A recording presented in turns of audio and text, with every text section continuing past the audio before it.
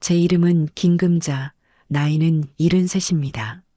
제 손을 내려다보면 제 인생이 고스란히 보입니다. 남자 손보다 더 굵어진 마디마디와 평생 물말을 날 없던 손톱 밑에 흙대, 그리고 지문이 달아 흐릿해진 손바닥까지.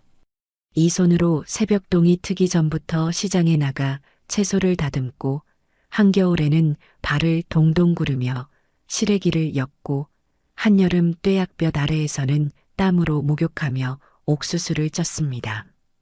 핏덩이 아들 재민이를 업고 좌판에 앉아 꾸벅꾸벅 졸던 젊은 날들이 어제 같은데 세월은 쏜살같이 흘러 제 머리 위에 하얀 서리를 가득 내려놓았네요. 남편은 재민이가 세상에 나온 지 겨우 3년 되던 때에 몹쓸 병으로 제 곁을 떠났습니다. 병원비로 전셋집 보증금까지 다 빼쓰고도 남편을 살리지 못했을 때 저는 슬퍼할 겨를도 없었어요. 당장 어린 자식의 입에 들어갈 밥이 없었으니까요. 그날부터 저는 어미이자 아비였고 재민이는 제 삶의 이유이자 세상 그 자체였습니다. 독하다, 억척스럽다, 주변의 수군거림은 제 귀에 들리지 않았습니다. 오직 재민이만큼은 남들처럼 번듯하게 키워내고 싶다는 일념 하나로 버텼습니다. 그렇게 모은 돈으로 서울 변두리 새빵살이 하던 낡은 2층 상가 건물을 통째로 샀을 때 저는 등기권리증을 끌어안고 밤새 소리 없이 울었습니다. 남편의 텅 빈 옆자리가 사무치게 그리우면서도 이제는 우리 모자를 쫓아낼 사람 없이 두 다리 뻗고 잘 수 있다는 안도감이 더 컸던 것 같아요. 1층 가게에서 나오는 월세와 2층 원룸에서 나오는 월세를 합치니 시장에 나가지 않아도 굶을 걱정은 없었습니다. 그 건물은 제게 단순한 재산이 아니었어요. 제 젊음과 눈물, 땀과 한숨이 모두 스며있는 제 인생의 기록이자 저를 지켜줄 마지막 갑옷이었습니다. 그 갑옷을 벗어달라는 이야기가 나오기 시작한 것은 목련이 탐스럽게 피어나던 어느 화창한 봄날의 일이었습니다.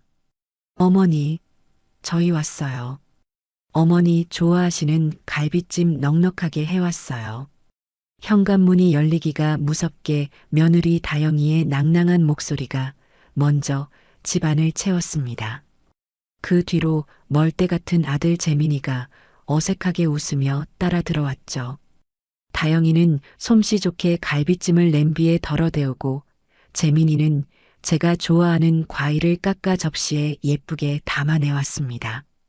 아들 내외가 차려준 저녁상을 받으니 혼자 먹는 저녁이 익숙했던 제게는 큰 호사처럼 느껴졌습니다. 분위기가 무르익자 다영이가 가방에서 노트북을 꺼내 제 앞에 펼쳐 보였습니다. 화면에는 한 폭의 그림 같은 풍경이 펼쳐졌어요. 사방이 푸른 소나무로 둘러싸여 있고 그 앞으로는 수정처럼 맑은 개울이 흐르는 땅이었습니다. 어머니, 여기 어떠세요? 정말 좋죠? 저희가 얼마 전에 우연히 발견한 곳인데 공기가 달라요. 공기가. 서울의 뿌연 먼지랑은 비교도 할 수 없어요. 의사 선생님도 어머니께 공기 좋은 곳에서 지내시는 게 건강에 제일 좋다고 하셨잖아요. 여기 공기는 숨만 쉬어도 몸속의 나쁜 것들이 싹 씻겨나가는 기분이에요. 아들 재민이가 신이 나서 설명을 덧붙였습니다. 그의 눈은 소년처럼 반짝이고 있었어요. 맞아요, 어머니. 여기서는 하늘의 별도 손에 잡힐 것처럼 잘 보여요. 어머니, 기억나세요? 제가 어릴 때 옥상 평상에 누워서 별자리 찾아보던 거요. 이제는 우리 손주 녀석이랑 같이 마당에 누워서 별을 볼 수 있는 거예요. 며느리는 화면을 넘겨 그 땅 위에 지어질 2층 집의 가상 이미지를 보여주었습니다. 집 전체가 햇빛을 품을 것처럼 창이 많았고 산을 바라보며 차를 마실 수 있는 널찍한 나무 데크도 있었죠. 어머니, 상상을 한번 해보세요. 아침마다 시끄러운 자동차 소리가 아니라 이름 모를 새들이 지저귀는 소리에 눈을 뜨시는 거예요. 그리고 제가 갓 내린 따뜻한 커피를 들고 저 데크에 앉아 계시면 제가 맛있는 아침 식사를 차려 대령하는 거죠. 주말에는 제가 어머니 좋아하시는 코스모스랑 채송화를 마당 가득 심어 드릴게요. 어머니 방 창문 바로 아래에다 심어서 눈 뜨시면 제일 먼저 꽃을 보실 수 있게요. 그들의 말은 제 외로운 마음에 따뜻한 아랫목처럼 파고들었습니다. 시끄러운 도시의 소음, 퀴퀴한 매연, 혼자 잠들고 혼자 깨어나는 지독한 고독. 제가 평생을 견뎌온 모든 것들로부터의 완벽한 해방처럼 느껴졌어요. 하지만 이내 정신이 번쩍 들었습니다.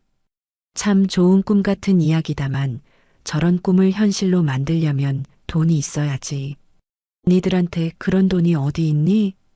제 단호한 물음에 아들 내외의 얼굴에 잠시 어색한 침묵이 흘렀습니다. 먼저 입을 연 것은 역시 다영이었어요. 며느리는 완벽하게 슬픈 표정을 지으며 제 손을 잡았습니다. 어머니, 저희 사정 잘 아시잖아요. 재민 씨 월급으로는 아이 키우고 대출 이자 막기도 빠듯해요. 그래서 이건 저희한테 정말 그림의 떡, 그냥 꿈일 뿐이에요. 저희끼리 여기 다녀와서 너무 좋다고, 우리 어머니 여기 모시고 살면 정말 좋겠다고 이야기만 했어요.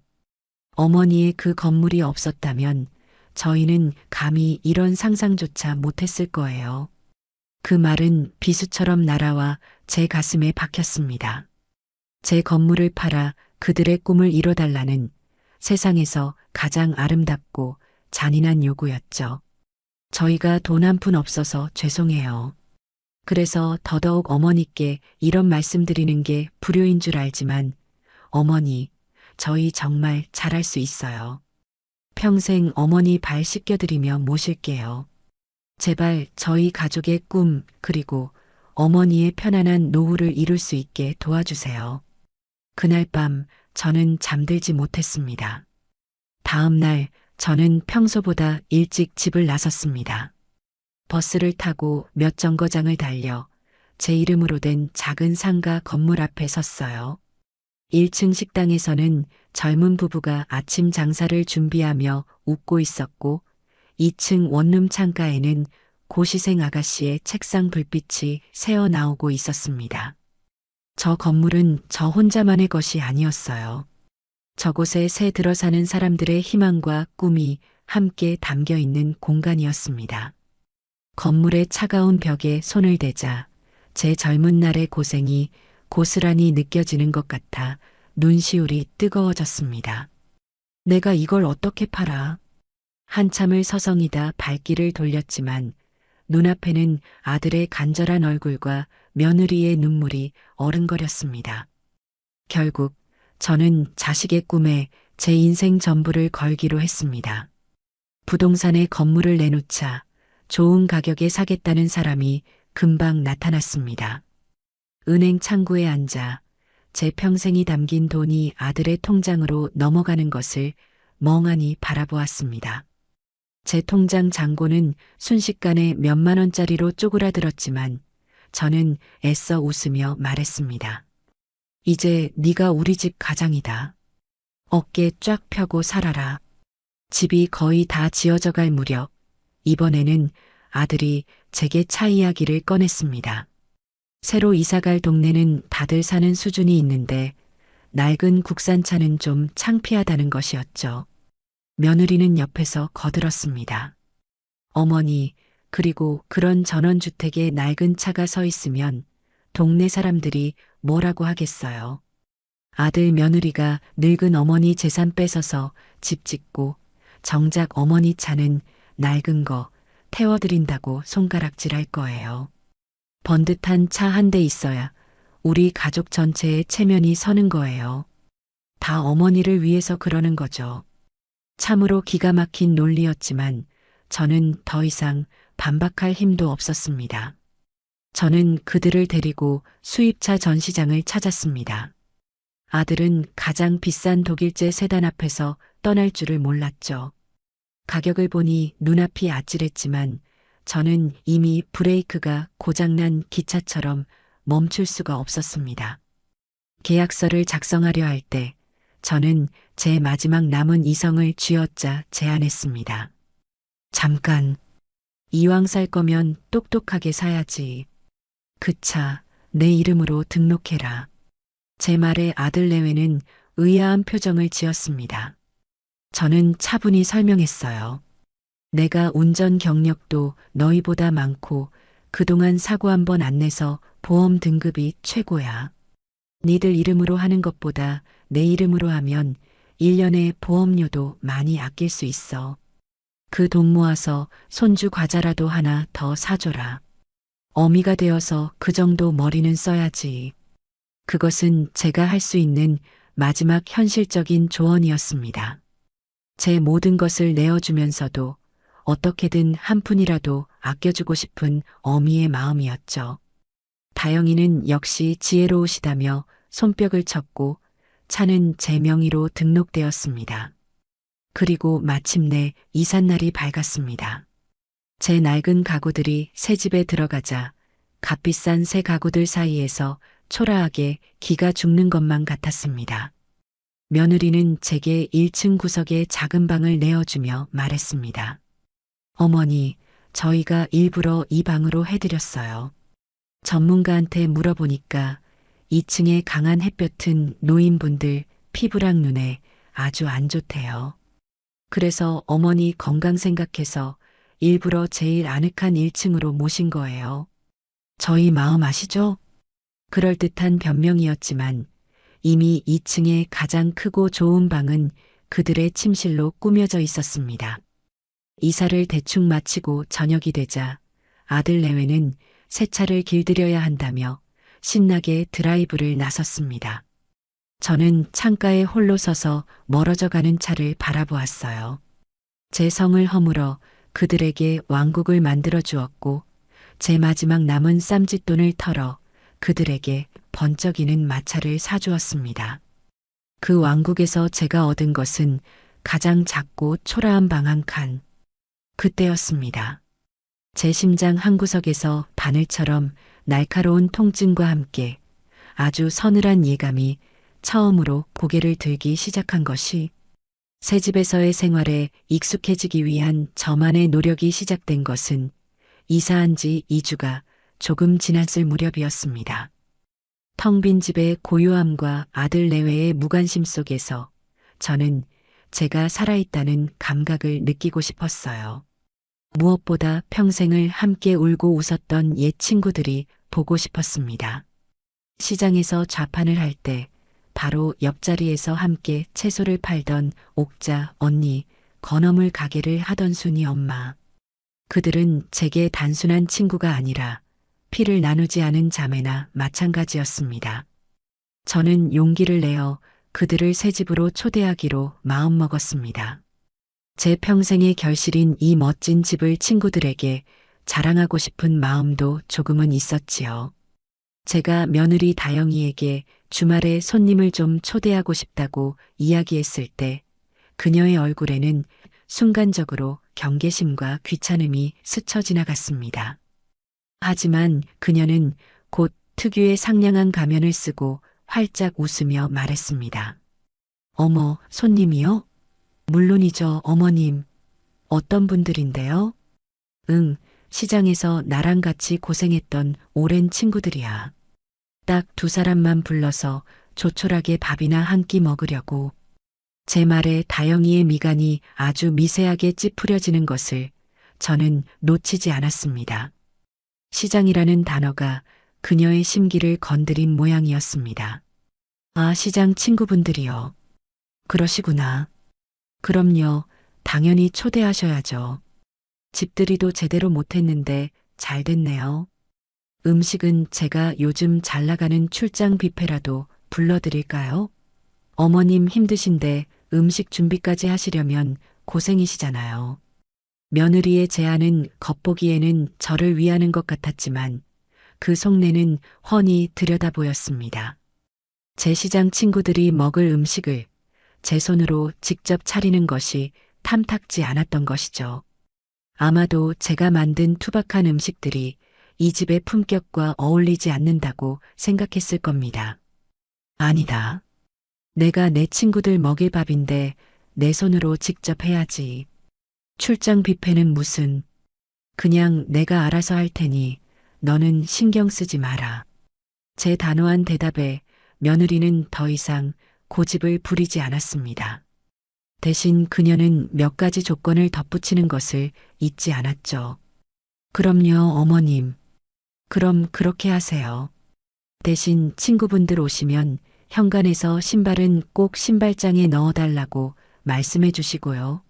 거실 벽지는 이탈리아에서 수입한 실크 벽지니까 손으로 만지지 않도록 주의 좀 시켜주세요. 그리고 다 같이 소파에 앉으실 때 제가 쿠션을 따로 내어드릴 테니 꼭 그걸 깔고 앉으라고 해주세요. 저희 소파가 스웨덴에서 주문 제작한 거라 때가 잘 타거든요. 그녀의 말을 듣고 있자니 친구들을 초대하기도 전에 벌써부터 기가 다 빨리는 기분이었습니다. 하지만 저는 애써 웃으며 고개를 끄덕였습니다. 이 집에서 제 사람들을 만나기 위해서는 그 정도의 수모는 감수해야만 했습니다. 약속한 주말이 되자 저는 새벽부터 일어나 음식을 준비하기 시작했습니다. 며느리가 그토록 자랑하던 넓고 쾌적한 주방을 저는 그날 처음으로 제 것처럼 마음껏 사용했습니다. 갈비찜을 짭짤하고 달콤하게 재우고 알록달록한 채소들을 볶아 잡채를 만들고 해물을 듬뿍 넣어 노릇노릇하게 전을 부쳤습니다. 음식 냄새가 온 집안에 구수하게 퍼져나가자 비로소 이 집에 사람 사는 온기가 도는 것 같았습니다. 오후가 되어 친구들이 약속 시간에 맞춰 도착했습니다. 그들은 대문 앞에서부터 입을 떡 벌리고 감탄사를 연발했습니다. 아이고, 금자야. 이게 정말 네 집이란 말이냐? 무슨 드라마에 나오는 재벌집 회장님 댁 같다야. 고생 끝에 낙이 온다더니 네가 우리 중에 제일 크게 성공했네. 정말 장하다, 내 친구. 친구들은 자기 일처럼 기뻐하며 제 등을 두드려 주었습니다. 저는 그들의 진심 어린 칭찬에 어깨가 으쓱해져서 신이 나서 집 구석구석을 구경시켜 주었습니다. 그때 2층에서 완벽하게 화장을 하고 잘 차려입은 며느리가 우아한 걸음걸이로 내려왔습니다. 어머, 어머님 친구분들 오셨어요? 안녕하세요. 다영이는 제 친구들에게 고개를 꾸벅 숙여 인사했지만 그 눈빛에는 차가운 선민의식이 서려 있었습니다. 제 친구들의 소박한 옷차림과 투박한 손마디를 위아래로 훑어보는 그 짧은 순간을 저는 똑똑히 보았습니다. 아이고, 며느리신가 봐. 인물이 아주 훤하시네. 우리 금자한테 잘해주셔야 혀. 옥자 언니가 특유의 넉살 좋은 목소리로 며느리의 손을 잡으려 하자 다영이는 마치 벌레에 닿기라도 한 것처럼 슬쩍 몸을 뒤로 빼며 어색하게 웃었습니다. 네, 그럼요. 제가 저희 어머님 끔찍이 생각하죠. 다들 이리 와서 앉으세요. 제가 차라도 한 잔 내어드릴게요. 며느리는 친구들을 거실 소파로 안내했습니다. 그리고는 약속했던 대로 창고에서 꺼내온 낡고 촌스러운 꽃무늬 방석을 하나씩 나누어 주며 말했습니다. 자, 여기 방석 위에 앉으세요. 그냥 앉으시면 소파가 더러워져서요. 그녀의 무례한 말에 친구들의 얼굴이 순간 굳어지는 것이 보였습니다. 저는 너무나 창피해서 얼굴이 화끈거렸지만 애써 분위기를 수습하며 친구들을 자리에 앉혔습니다. 잠시 후 며느리는 쟁반에 주스도 커피도 아닌 멀건 보리차를 몇 잔 내왔습니다. 변변치 않지만 시원한 보리차라도 한 잔 하세요. 그녀의 말투는 더없이 공손했지만 그 안에는 너희에게는 이 정도도 감지덕지다라는 모욕적인 의미가 담겨 있었습니다. 친구들은 아무 말 없이 보리차만 홀짝였습니다. 즐거워야 할 집들이 분위기는 며느리의 등장과 함께 싸늘하게 식어버렸습니다. 저는 서둘러 주방으로 가 정성껏 준비한 음식들을 내왔습니다. 친구들은 제 음식을 맛보더니 그제야 얼굴이 조금 풀리는 듯 했습니다. 역시 이 맛이야. 금자, 네 손맛은 여전하구나. 이 갈비찜은 정말 예술이다, 예술. 잡채도 정말 맛있네. 며느리도 이리 와서 같이 좀 드셔보셔. 순이 엄마가 며느리에게 빈 접시를 내밀자 다영이는 질색하는 표정을 감추지 못하고 손사래를 쳤습니다. 아니에요, 괜찮아요. 저는 원래 아침을 늦게 먹어서 배가 안 고파요. 그리고 이런 기름진 음식은 별로 좋아하지 않아서요. 살찌잖아요. 그녀는 마치 제 친구들이 먹는 음식이 무슨 오물이라도 되는 것처럼 말했습니다. 그 순간 제 마음속에서 무언가가 툭 하고 끊어지는 소리가 났습니다. 제가 제 친구들을 위해 제 손으로 정성껏 만든 이 음식들이 그녀에게는 그저 기름지고 살찌는 저급한 음식일 뿐이었던 것입니다. 식사가 끝나고 옥자 언니가 좋은 마음으로 상을 치우는 것을 도우려 하자 며느리는 거의 비명을 지르며 달려와 언니의 손에서 그릇을 빼앗았습니다. 어머님, 괜찮아요. 제가 할게요. 그냥 두세요. 이 그릇 제가 아끼는 거라 함부로 다루면 깨져요. 그녀의 과민한 반응에 옥자 언니는 무안한 듯 손을 거두었습니다. 더 이상 참을 수 없었던 저는 결국 폭발하고 말았습니다. 다영아, 그만하지 못해. 제 고함 소리에 집안의 모든 소음이 멎었습니다. 아들 내외는 물론이고 제 친구들까지 모두 놀란 눈으로 저를 쳐다보았죠. 오늘 온 손님들은 내 손님이다.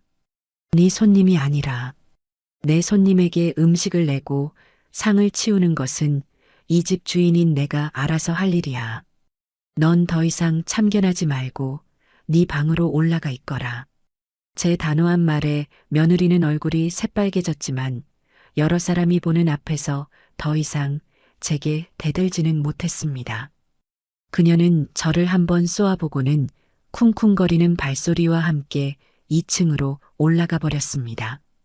그 일이 있은 후 친구들은 더 이상 편하게 앉아있지 못했습니다. 그들은 눈치를 보며 서둘러 자리에서 일어났고 저는 차마 그들을 붙잡을 수가 없었습니다. 평생의 자랑이 될 것이라 생각했던 집들이는 그렇게 제 인생 최악의 굴욕과 상처만을 남긴 채 끝나버렸습니다. 친구들이 돌아가고 난 뒤 집안에는 무거운 침묵만이 흘렀습니다. 잠시 후 2층에서 내려온 며느리는 제게 사과 한마디 없이 창문을 활짝 열고 방향제를 집 안 곳곳에 뿌리기 시작했습니다. 아휴, 냄새야. 온 집안에 마늘 냄새랑 시장 냄새가 진동을 하네. 그리고는 저를 향해 차갑게 쏘아붙였습니다. 어머님, 제가 처음부터 말씀드렸잖아요. 저희 집은 그런 분들이 함부로 드나들 곳이 아니라고요. 어머님께서 어머님 과거를 소중하게 생각하시는 건 알겠지만 이제 저희는 사는 수준이 달라요. 앞으로는 이런 분들 집에 들이실 생각 마세요. 이 집의 품격을 위해서라도요. 그 말을 끝으로 그녀는 제 대답도 듣지 않고 다시 자기 방으로 올라가 버렸습니다. 저는 텅 빈 거실에 홀로 서서 그녀가 남긴 인공적인 라벤더 향과 아직 공기 중에 남아있는 구수한 음식 냄새를 번갈아 맡았습니다. 그 순간 저는 깨달았습니다. 저 며느리에게 저는 그리고 제 인생의 모든 것은 저 라벤더 향으로 지워버려야 할 촌스럽고 품격 없는 시장 냄새일 뿐이라는 것을. 이 집은 성이 아니었습니다. 제 모든 것을 빨아들인 거대한 무덤이었습니다. 사건이 터진 것은 그 낯선 집으로 이사 온 지 한 달이 채 되지 않은 스산한 바람이 불던 날이었습니다. 그날따라 아침부터 속이 좋지 않았어요. 명치 끝이 바늘로 콕콕 쑤시는 것 같기도 하고 뜨거운 불덩이가 위장 속을 굴러다니는 것 같기도 했습니다. 나이가 들면 아픈 것이 일상이라 대수롭지 않게 여기고 부엌으로 나갔습니다. 아침 식사라도 준비해야 아들 녀석 출근길에 밥 한 술이라도 먹여보낼 수 있을 테니까요. 하지만 그날은 몸이 제 마음대로 움직여주지 않았습니다. 냉장고 문을 여는데 눈앞이 핑 돌면서 그 자리에 주저앉고 말았어요. 식은 땀이 비 오듯 흘러내리고 배를 칼로 저미는 듯한 통증에 숨을 쉴 수조차 없었습니다. 아! 하는 비명소리가 저도 모르게 터져나왔습니다. 마침 2층에서 내려오던 며느리가 제 모습을 보고 기겁을 하며 달려왔어요. 어머님, 왜 그러세요? 어디가 안 좋으세요?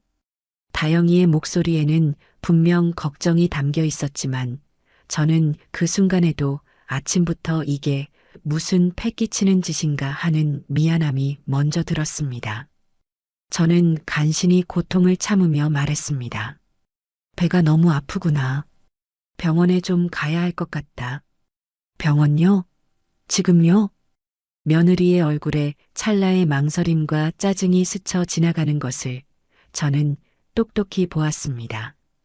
그 표정은 금세 사라지고 다시 걱정스러운 얼굴로 돌아왔지만 한 번 본 것을 못 본 것으로 할 수는 없는 노릇이었죠. 우선 소파에 좀 누워 계세요. 제가 재민 씨부터 출근시키고 준비할게요. 다영이는 저를 부축해 거실소에 눕혔습니다.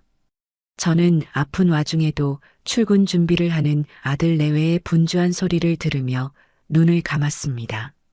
잠시 후 말끔하게 차려입은 아들이 제게 다가와 이마를 짚어보더군요. 어머니, 많이 아프세요? 다영이가 병원 모시고 갈 거니까 조금만 참으세요. 제가 오늘은 중요한 회의가 있어서 먼저 나가봐야 할 것 같아요. 죄송해요. 아들은 제 손을 한번 잡아주고는 이내 현관을 나섰습니다.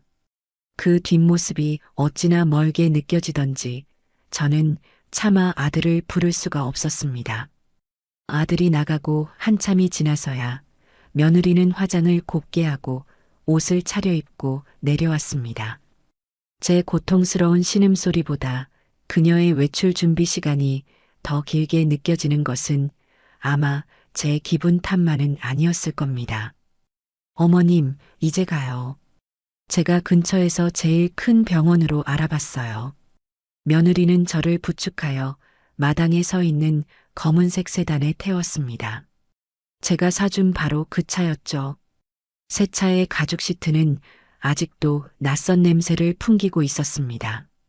차에 오르자 며느리는 습관처럼 스마트폰을 들여다보며 친구와 메시지를 주고받기 시작했습니다. 차 안에는 타자 소리만 요란하게 울렸고 아파서 끙끙 앓는 제게 괜찮냐고 물어보는 말 한마디가 없었어요. 그래, 바쁜 애한테 괜한 부탁을 했구나. 조금만 참았다가 혼자 택시라도 타고 갈 것을. 후회가 밀려왔지만 이미 늦은 일이었습니다. 병원으로 가는 내내 다영이는 간간히 한숨을 내쉬며 혼잣말을 했습니다. 아, 오늘 백화점에 신상 들어오는 날인데 친구랑 점심 약속도 취소해야겠네. 그 말들은 모두 제 가슴에 와서 비수처럼 박혔습니다. 저는 죄인처럼 고개를 숙이고 신음소리조차 내지 않으려 입술을 꽉 깨물었습니다. 제 평생의 재산으로 산 이 안락한 자동차 안에서 저는 지금껏 느껴보지 못한 가장 비참한 서름을 느끼고 있었어요. 이 차를 사주며 아들 내외가 기뻐하던 모습이 떠올랐습니다. 어머니, 이 차로 좋은 곳 많이 모시고 다닐게요. 그들의 약속은 잉크도 마르기 전에 공중으로 흩어져 버린 것만 같았습니다. 병원에 도착해서도 며느리의 태도는 마찬가지였습니다. 접수를 하고 의사를 기다리는 내내 그녀는 의자에 깊숙이 기댄 채 스마트폰에서 눈을 떼지 않았어요. 제 등이라도 한번 쓸어주거나 따뜻한 물이라도 한 잔 건네줄 법도 한데 그녀에게 저는 그저 시간을 잡아먹는 귀찮은 짐일 뿐인 듯 보였습니다. 의사는 급성 위경련인 것 같다고 주사를 맞고 약을 먹으면 괜찮아질 거라고 했습니다. 수액 주사를 맞는 1시간 동안 며느리는 진료실 밖에서 친구와 통화를 하며 큰 소리로 웃고 떠들었습니다. 그 웃음소리가 커튼을 뚫고 들어와 제 심장을 헤집는 것만 같았어요. 주사를 다 맞고 약을 타서 다시 차에 올랐을 때 저는 완전히 기진맥진한 상태였습니다. 통증은 조금 가라앉았지만 마음의 상처는 더욱 깊어져 있었죠. 집으로 돌아오는 길, 차 안에는 여전히 무거운 침묵만이 흘렀습니다. 저는 그저 창밖에 스쳐 지나가는 풍경만 하염없이 바라보았어요. 푸른 산과 나무들이 제 처지를 위로해주는 것 같기도 하고 어리석은 제 선택을 비웃는 것 같기도 했습니다. 집에 거의 다 도착했을 무렵 주유등에 경고등이 깜빡 들어왔습니다. 며느리는 인상을 찌푸리며 가장 가까운 주유소로 핸들을 돌렸어요. 저는 아무 생각 없이 눈을 감고 있었는데 주유를 마친 며느리가 차의 시동을 다시 걸더니 뒤를 돌아보며 아무렇지도 않게 말했습니다. 제 인생을 송두리째 뒤흔든 그 한마디를 저는 평생 잊지 못할 겁니다. 어머니, 병원 모셔다 드렸더니 기름이 다 떨어졌네요. 기름값 2만 원만 주세요. 그 순간 세상의 모든 소리가 사라지고 제 귀에는 윙하는 이명 소리만 가득 찼습니다. 저는 제가 잘못 들은 것인가 싶어 며느리의 얼굴을 멍하니 쳐다보았어요. 그녀의 얼굴에는 어떤 악이나 농담기도 없었습니다. 그저 마트에서 물건값을 계산하듯 당연한 것을 요구하는 무심한 표정뿐이었죠. 수억 원의 집, 수천만 원의 차를 사준 어미에게 아픈 몸을 이끌고 겨우 병원 한 번 다녀온 대가로 기름값 2만 원을 요구하는 며느리. 저는 그 짧은 순간에 제가 그동안 얼마나 어리석고 허황된 꿈에 빠져 있었는지를 깨달았습니다. 그들에게 저는 가족이 아니라 언제든 돈을 꺼내 쓸 수 있는 낡은 지갑에 불과했던 것입니다. 저는 떨리는 손으로 가방을 열어 지갑에서 꼬깃꼬깃한 10,000원짜리 2장을 꺼내 며느리에게 건넸습니다. 다영이는 그 돈을 아무렇지도 않게 받아 자기 지갑에 쏙 넣더군요. 그리고는 아무 일도 없었다는 듯 차를 몰아 집으로 향했습니다. 차가 마당에 멈추고 저는 비틀거리며 차에서 내렸습니다. 며느리는 먼저 집으로 쌩안이 들어가 버렸고 저는 한참 동안 마당에 서서 제가 사준 저 번쩍이는 검은색 세단을 바라보았습니다. 이제 저 차는 제게 고마움의 상징이 아니라 제 어리석음과 그들의 무정함을 증명하는 거대한 쇳덩어리로밖에 보이지 않았습니다. 그날 제 안에서 무언가가 완전히 부서져 내렸습니다. 그리고 그 부서진 자리에서 차갑고 단단한 무언가가 조용히 싹트기 시작했습니다. 그날 밤 저는 한숨도 잠들지 못했습니다. 1층 구석의 작은 방, 제 몸 하나 겨우 눕힐 수 있는 이 낯선 공간의 천장을 뜬 눈으로 바라보며 밤을 새웠습니다. 창밖에서는 귀뚜라미 소리가 처량하게 울렸고 2층에서는 간간히 아들 내외의 행복한 웃음소리가 들려왔습니다. 그 웃음소리는 제게 더 이상 위안이 아니라 심장을 도려내는 칼날처럼 느껴졌어요. 낮에 며느리에게 건넸던 꼬깃꼬깃한 2만 원이 제 눈앞에서 거대한 산이 되어 저를 짓누르는 것만 같았습니다. 이것은 단순히 돈의 문제가 아니었습니다. 만약 길에서 넘어진 저를 모르는 젊은이가 부축해주고 병원에 데려다 주었다면 저는 기꺼이 기름값은 물론이고 밥값까지 챙겨주며 고마워했을 겁니다. 하지만 상대는 제 며느리였습니다. 제가 제 모든 것을 내어준 아들의 아내였죠. 그 2만 원에는 저에 대한 일말의 존중이나 연민, 애정조차 담겨 있지 않았습니다. 오직 차가운 계산과 귀찮음, 그리고 나는 너에게 의무를 다했다는 식의 거래 관계만이 존재했을 뿐입니다. 수억 원짜리 집, 그들이 지금 두 다리 뻗고 잠든 저 집은 제 평생의 피와 땀입니다. 시장 좌판에 앉아 추위에 곱은 손을 불어가며 벌었고 식당 주방에서 뜨거운 불 앞에 서서 허리가 끊어지도록 일하며 모은 돈입니다. 수천만 원짜리 차, 아들 녀석 회사에서 기죽지 말라고 제 마지막 남은 노후 자금까지 털어서 사준 선물입니다. 그 모든 것을 받고도 그들은 아픈 어미를 병원에 데려다 준 기름값이 아까워 손을 벌렸습니다. 그것은 단순한 실수가 아니었어요. 그것은 그들의 본심이었고 저를 대하는 그들의 진짜 태도였습니다.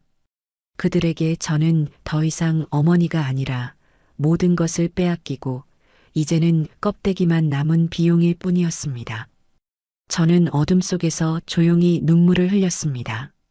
제 어리석음에 대한 눈물이었고 자식의 행복을 위해 모든 것을 바친 제 인생에 대한 연민의 눈물이었으며 차갑게 식어버린 그들의 마음에 대한 절망의 눈물이었습니다. 하지만 눈물은 이내 분노로 변했습니다. 그리고 그 분노는 다시 차갑고 단단한 결심으로 굳어졌어요.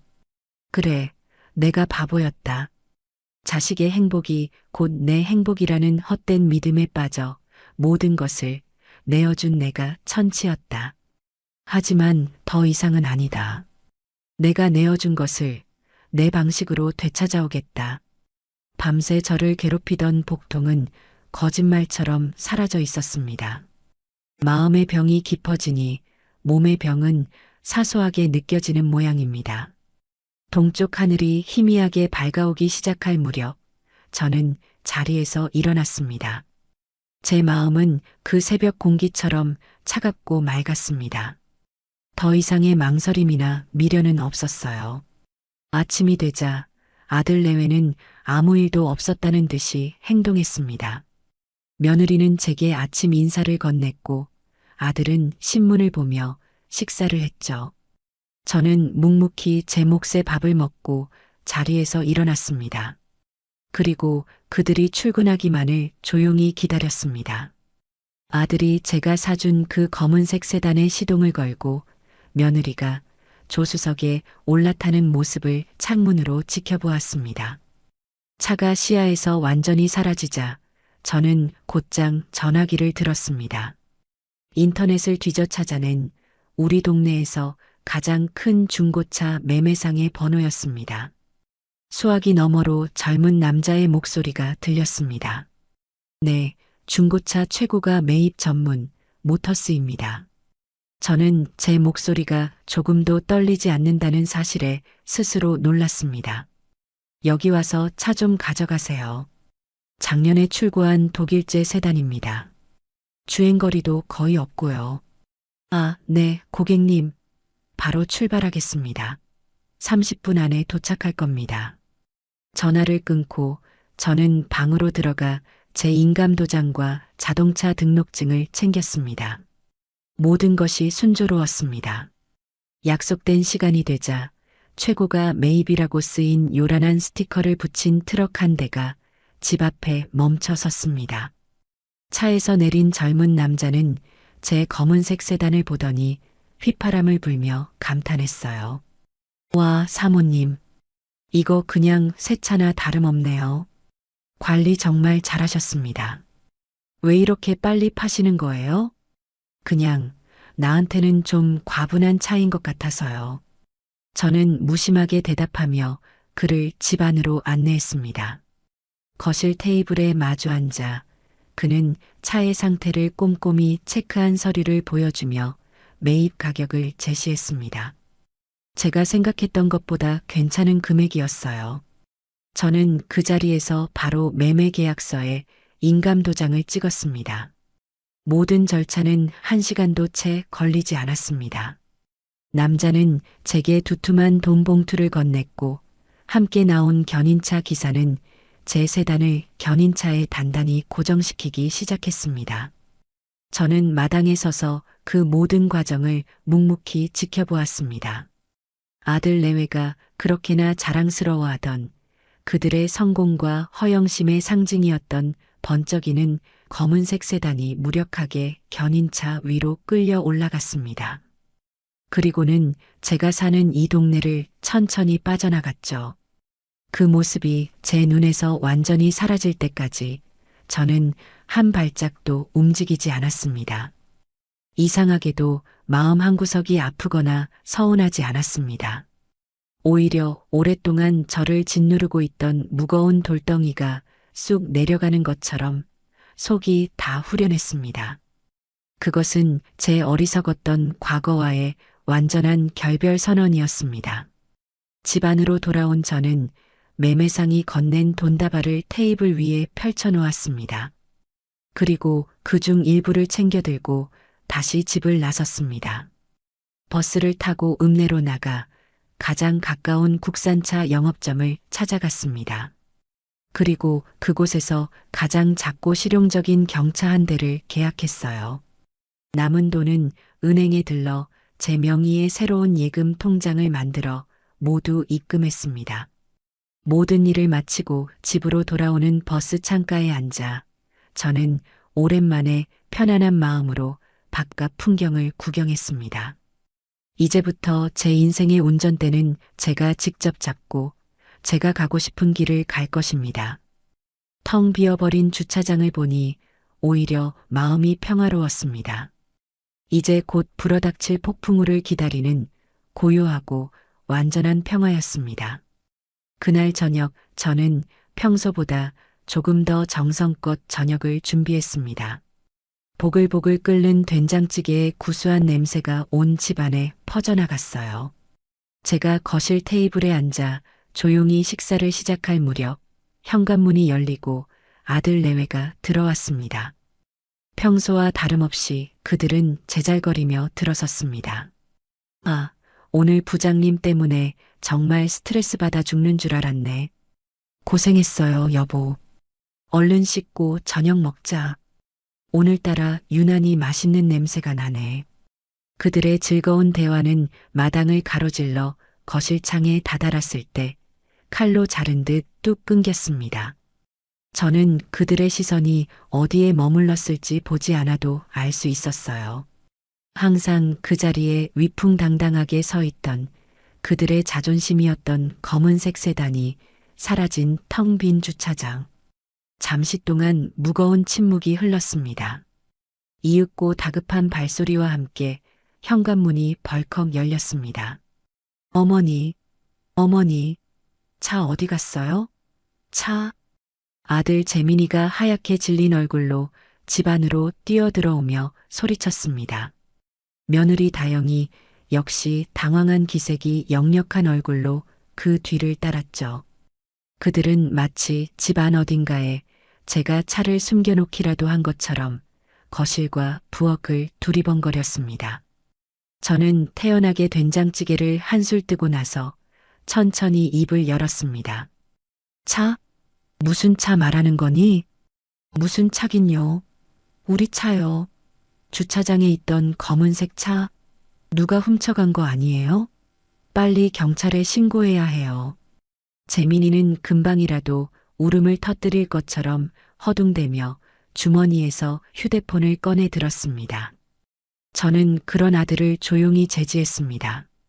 신고할 필요 없다. 아무도 훔쳐가지 않았으니.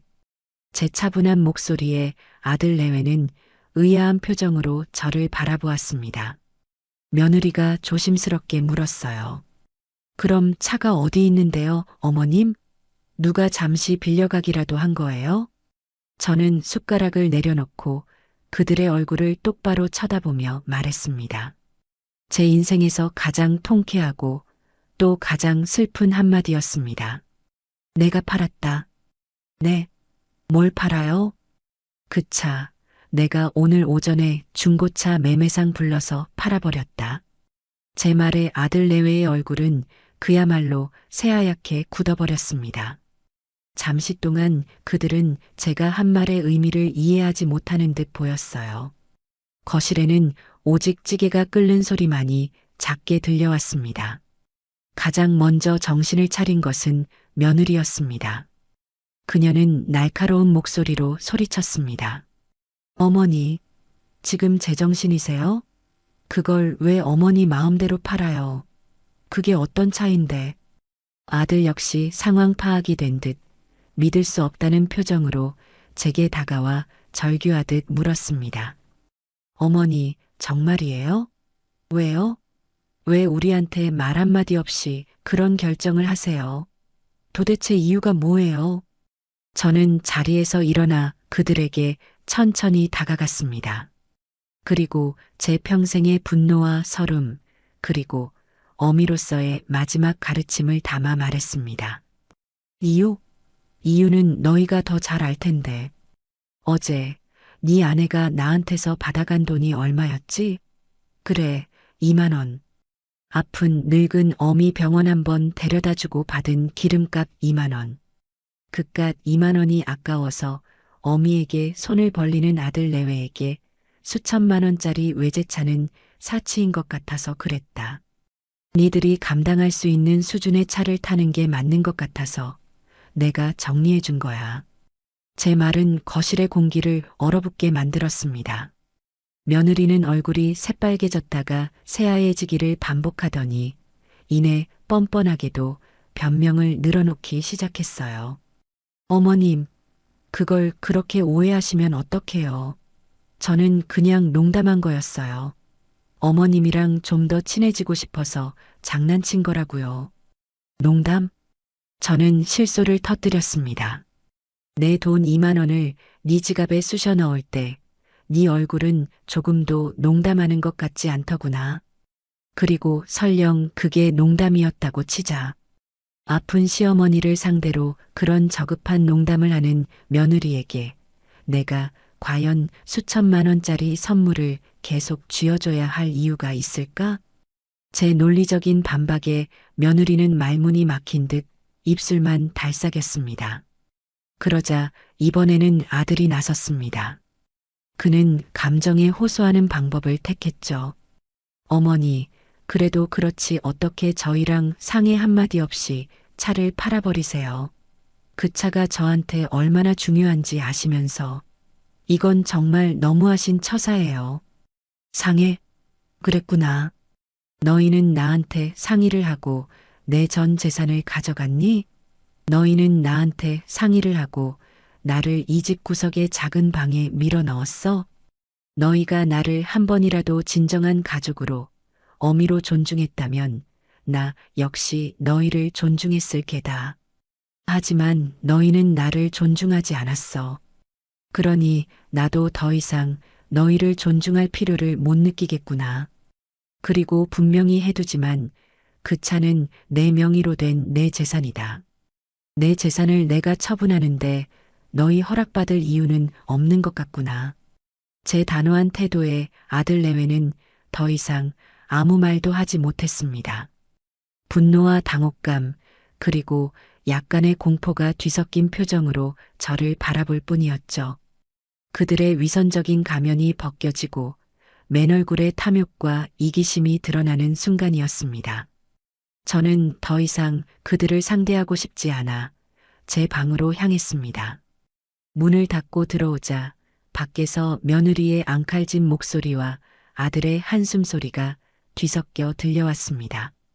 저는 침대에 걸터앉아 창밖의 어둠을 바라보았습니다. 이제 시작일 뿐이었습니다. 이것은 제 자존심과 제 인생을 되찾기 위한 긴 싸움의 첫 번째 신호탄이었으니까요. 그리고 저는 조금도 두렵지 않았습니다. 자동차를 팔아버린 그날 밤, 우리 집에는 태풍이 지나간 후에 고요함 같은 무겁고 서늘한 침묵만이 감돌았습니다. 저녁 식탁은 그 누구도 치우지 않은 채 엉망으로 남아 있었고 2층에서는 아들 내외가 낮은 목소리로 다투는 소리가 간간히 들려왔습니다. 저는 제 방문을 굳게 닫고 앉아 그들의 분노가 제게 미치지 못하도록 보이지 않는 벽을 쳤습니다. 더 이상 그들의 감정에 휘둘리고 싶지 않았어요. 제 마음은 오히려 기묘할 정도로 평온했습니다. 오랫동안 앓던 일을 뽑아낸 것처럼 시원하면서도 한편으로는 텅 비어버린 잇몸처럼 허전한 그런 복잡한 평온함이었죠. 다음 날 아침 부엌에 나갔을 때 식탁은 여전히 어젯밤의 전쟁터 그대로였습니다. 아들 내외는 아예 내려오지도 않았더군요. 저는 묵묵히 제 몫의 밥을 차려 먹고 설거지를 깨끗이 마쳤습니다. 마치 어젯밤의 일은 다른 집에서 일어난 일인 양, 저는 제 일상을 이어나가기로 마음먹었습니다. 그날은 제가 차를 판 돈으로 새로 계약한 작은 경차가 나오는 날이었습니다. 저는 오랜만에 옷장에서 가장 깔끔한 외출복을 꺼내 입었습니다. 자동차 영업소까지는 버스를 2번이나 갈아타야 하는 먼 길이었습니다. 버스 창가에 앉아 빠르게 스쳐 지나가는 바깥 풍경을 보며 저는 제 인생을 되돌아보았습니다. 평생을 남편 대신 아들 대신 운전대를 잡고 살아왔지만 정작 제 자신을 위한 운전은 한 번도 해본 적이 없었던 것 같아요. 항상 누군가를 태우고 어딘가에 데려다 주고 무언가를 셔나르기 위한 운전이었습니다. 하지만 오늘부터는 달라질 것입니다. 이제 제 인생의 운전대는 온전히 제 손에 쥐어져 있었고 그 목적지는 제가 정할 것이었습니다. 영업소에 도착하자 말쑥하게 차려입은 젊은 직원이 저를 맞았습니다. 그는 저를 전시장 안쪽으로 안내했어요. 그곳에는 작고 앙증맞은 흰색 경차 한 대가 반짝이며 저를 기다리고 있었습니다. 값비싼 독일제 세단처럼 위압적인 위용은 없었지만 오히려 제 몸에 꼭 맞는 옷처럼 편안하고 친근하게 느껴졌습니다. 사모님, 차 나왔습니다. 필요한 서류 작업은 다 끝났고 간단한 설명만 들으시고 바로 몰고 가시면 됩니다. 젊은 직원은 친절하게 차의 기능들을 하나하나 설명해 주었습니다. 저는 그의 설명을 들으며 차 안 구석구석을 살펴보았어요. 새 차에서 나는 특유의 냄새가 나쁘지 않았습니다. 제 돈으로 오롯이 저를 위해 산 첫 번째 물건이었습니다. 그 사실만으로도 가슴 벅찬 감동이 밀려왔어요. 모든 절차를 마치고 차 키를 건네받았을 때 저는 젊은 직원에게 진심으로 고개를 숙여 인사했습니다. 고맙습니다, 총각. 신경 많이 써줘서. 저는 새로운 MR을 몰고 영업소를 빠져나왔습니다. 처음에는 조금 어색했지만 금세 손에 익더군요. 차가 작고 가벼워서 오히려 운전하기가 훨씬 수월했습니다. 저는 곧장 집으로 가지 않고 은행으로 차를 몰았습니다. 어제 받은 두툼한 돈 봉투는 제 가방 안에서 묵직한 존재감을 뽐내고 있었죠. 은행에 들어가 번호표를 뽑고 순서를 기다리는 동안 저는 수많은 생각에 잠겼습니다. 이 돈은 제 젊음과 맞바꾼 돈입니다. 제 잠 못 이루던 밤들과 아파도 병원 한 번 제대로 가지 못했던 서러운 날들이 녹아있는 돈입니다. 이 돈을 다시는 그들의 손에 닿는 곳에 둘 수 없었습니다. 창구에 앉아 저는 제 명의로 된 새로운 예금 통장을 하나 만들었습니다. 그리고 차를 팔고 남은 모든 돈을 그 통장에 입금했어요. 통장 맨 앞장에 긴금자라고 선명하게 찍힌 제 이름을 보니 비로소 제 것을 되찾은 기분이 들었습니다. 저는 그 통장과 도장을 가방 가장 깊숙한 곳에 넣고 은행을 나섰습니다. 이제 제게는 누구에게도 의지하지 않고 살아갈 수 있는 최소한의 방패가 생긴 셈입니다. 집으로 돌아오니 오후 늦은 시간이었습니다. 제가 마당에 작은 흰색 경차를 주차하자 2층 창문 커튼이 살짝 들렸다가 내려가는 것이 보였습니다. 아들 내외가 저를 지켜보고 있었던 것이죠. 저는 애써 그들을 무시하며 차에서 내려 집으로 들어갔습니다. 저녁 시간이 되어 부엌으로 나가자 아들 내외가 무거운 표정으로 식탁에 앉아 있었습니다. 그들은 저를 보자마자 마치 약속이라도 한 듯이 동시에 입을 열었습니다. 어머니, 드릴 말씀이 있어요. 아들의 목소리는 차갑게 가라앉아 있었습니다. 저는 말없이 그들을 바라보았어요. 그러자 며느리가 기다렸다는 듯이 서류 한 장을 제 앞에 툭 던졌습니다. 깔끔하게 컴퓨터로 작성된 문서에는 월 생활비 청구 내역이라는 제목이 붙어 있었습니다.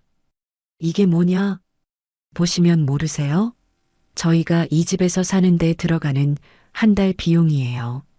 관리비, 수도세, 전기세, 가스비, 인터넷 요금, 그리고 저희 세 식구 식비까지 총액을 정확히 3으로 나눴어요.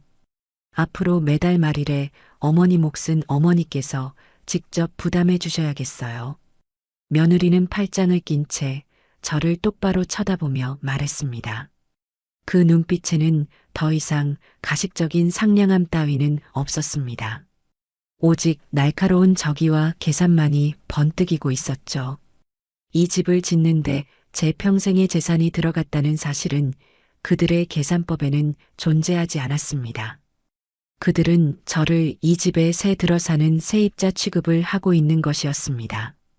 저는 잠시 그 서류를 말없이 내려다보았습니다. 그들의 치졸함과 뻔뻔함에 헛웃음이 나왔지만 저는 화를 내지 않았습니다. 오히려 그들의 행동이 제 결심을 더욱 굳게 만들어 주었으니까요. 저는 청구서를 집어들어 찬찬히 훑어보았습니다. 그리고는 고개를 끄덕이며 말했죠. 그래, 알겠다. 이제부터는 모든 걸 정확하게 계산하며 사는 게 우리 서로에게 좋겠구나. 제 순순한 반응에 아들 내외는 오히려 당황한 듯 보였습니다. 제가 화를 내고 싸움을 걸어올 것이라고 예상했던 모양입니다. 저는 자리에서 일어나 그들을 향해 마지막으로 선언했습니다. 대신 조건이 있다. 나도 이제부터는 내 몫의 생활비를 낼 테니 너희도 앞으로 나한테 10원 한 장 아쉬운 소리 하지 마라. 손주 녀석 학원비가 모자란다느니 네 아들 회사에 경조사가 있다느니 그런 소리로 나를 귀찮게 할 생각은 꿈도 꾸지 말라는 뜻이다. 우리는 이제 한 지붕 아래 사는 각자의 삶에 책임지는 남남이나 마찬가지니까. 내 말 똑똑히 알아들었니? 제 단호한 선언에 아들 내외는 아무 말도 하지 못했습니다. 그들은 그저 멍한 표정으로 저를 바라볼 뿐이었죠. 저는 더 이상 그들을 상대하지 않고 제 방으로 들어와 문을 닫았습니다. 그날 이후 우리 집에서는 보이지 않는 전쟁이 시작되었습니다. 하지만 저는 조금도 두렵지 않았습니다. 저는 이제 더 이상 빼앗길 것이 없는 사람이었고 제 손에는 저를 지켜줄 작은 자동차와 비밀 통장이 있었으니까요. 제 인생의 이막은 그렇게 차가운 경제적 독립선언과 함께 시작되고 있었습니다. 생활비 각출을 시작한 이후 우리 집의 공기는 눈에 띄게 달라졌습니다. 이전에는 가식적인 웃음이라도 오갔지만 이제는 서로를 없는 사람 취급하는 냉랭한 침묵만이 감돌았어요. 아들 내외는 저를 투명 인간처럼 대했습니다. 제가 거실 소파에 앉아 텔레비전을 보고 있으면 그들은 제 바로 앞에서 리모컨을 빼앗아 다른 채널로 돌려버렸고 제가 부엌에서 무언가를 하고 있으면 마치 제가 그곳에 없는 것처럼 자기들끼리만 큰 소리로 웃고 떠들었습니다. 그것은 대놓고 하는 구박보다 더 사람을 비참하게 만드는 교묘하고 치사한 방식의 따돌림이었습니다. 어느 날 저녁에는 자기들끼리만 피자를 시켜 먹더군요. 고소한 피자, 냄새가 온 집안에 진동했지만 그들은 제게 먹어보라는 말 한마디 건네지 않았습니다. 오히려 제가 없는 사람인 양 자기들끼리 텔레비전을 보며 낄낄거렸죠. 저는 말없이 제 방으로 들어와 찬밥에 물을 말아 먹었습니다. 밥알이 모래알처럼 껄끄럽게 느껴졌지만 눈물은 나오지 않았습니다. 그깟 피자 한 조각에 연연하는 제 자신이 처량해서 오히려 화가 치밀어 올랐어요. 그들의 유치한 복수는 거기서 그치지 않았습니다. 제가 거실에 나와 불을 켜고 책이라도 읽으려고 하면 며느리는 보란 듯이 다가와 불을 꺼버리며 말했습니다. 어머님, 밤에는 좀 일찍 주무세요. 전기세가 얼마나 비싼지 아세요? 어머님 몫의 관리비가 더 나올 수도 있어요. 겨울이 되자 그들의 횡포는 더욱 심해졌습니다. 제가 추위를 많이 타는 것을 알면서도 그들은 보일러 온도를 마음대로 최저로 내려버렸어요. 제가 춥다고 이야기하면 아들은 제 말을 들은 척도 하지 않고 말했습니다. 요즘 가스비가 폭탄이에요, 어머니. 추우시면 옷을 좀 껴입으시면 되잖아요. 저는 밤마다 두꺼운 솜니불을 2개나 덮고 옷을 몇 겹씩 껴입고 잠을 청해야 했습니다. 제 돈으로 지은 이 따뜻하고 좋은 집에서 저는 추위에 떨며 밤을 보내는 신세가 된 것이었죠. 하지만 저는 그들에게 굴복하지 않았습니다. 다음 날 저는 읍내에 나가 작은 전기장판을 하나 사왔습니다. 그날 밤 따뜻한 전기장판 위에서 몸을 녹이며 저는 다짐했습니다. 그래, 너희가 나를 아무리 구석으로 몰아넣어도 나는 나만의 온기를 찾아낼 것이다. 나는 절대 너희에게 지지 않을 것이다. 하지만 저를 가장 가슴 아프게 한 것은 그들이 어린 손주를 이용하기 시작했다는 점입니다. 제 하나뿐인 손주 녀석은 원래 저를 무척이나 따랐습니다. 제가 들려주는 옛날 이야기를 좋아했고 제가 만들어주는 간식을 세상에서 가장 맛있게 먹던 아이였죠. 하지만 어느 날부터인가 아이가 저를 피하기 시작했습니다. 제가 손을 내밀면 슬금슬금 뒷걸음질을 치고 제가 말을 걸면 못 들은 척 제 아빠나 엄마 뒤로 숨어버렸어요. 이상하게 생각하던 어느 날 오후 저는 그 이유를 알게 되었습니다. 손주 방에서 장난감 정리를 도와주다가 우연히 2층에서 내려오는 아들 내외의 대화를 엿듣게 된 것이죠. 여보, 민수한테 너무 심하게 말하는 거 아니야? 할머니 미워하라고 가르치는 건 좀 그렇지 않아? 아들의 걱정스러운 목소리에 며느리가 앙칼지게 대꾸했습니다. 심하긴 뭐가 심해? 사실을 말해주는 건데. 할머니가 우리 좋은 차 팔아버려서 이제 민수 놀이공원 갈 때 편하게 못 간다고 했더니 애가 바로 알아듣더구먼. 저렇게라도 해야 우리 어머니가 정신을 차리지. 자기 때문에 애까지 저러는 거 보면 마음이 좀 아프시겠지. 안 그래? 그들의 대화를 듣는 순간 제 심장이 얼어붙는 것 같았습니다. 세상에 어떻게 저렇게 잔인할 수가 있을까요? 아무것도 모르는 어린아이에게 거짓을 주입하여 할머니를 미워하도록 만들다니요.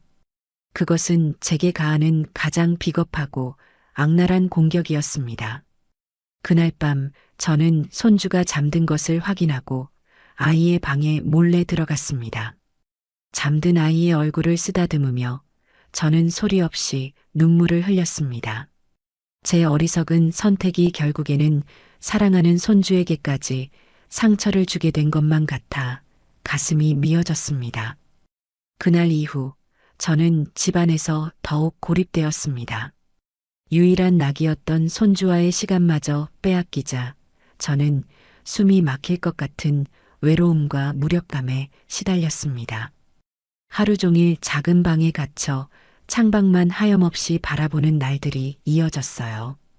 그러던 어느 날 저는 창밖으로 보이는 텅 빈 마당을 보다가 문득 한 가지 생각을 떠올렸습니다. 그래, 저 땅은 내 돈으로 산 땅이지.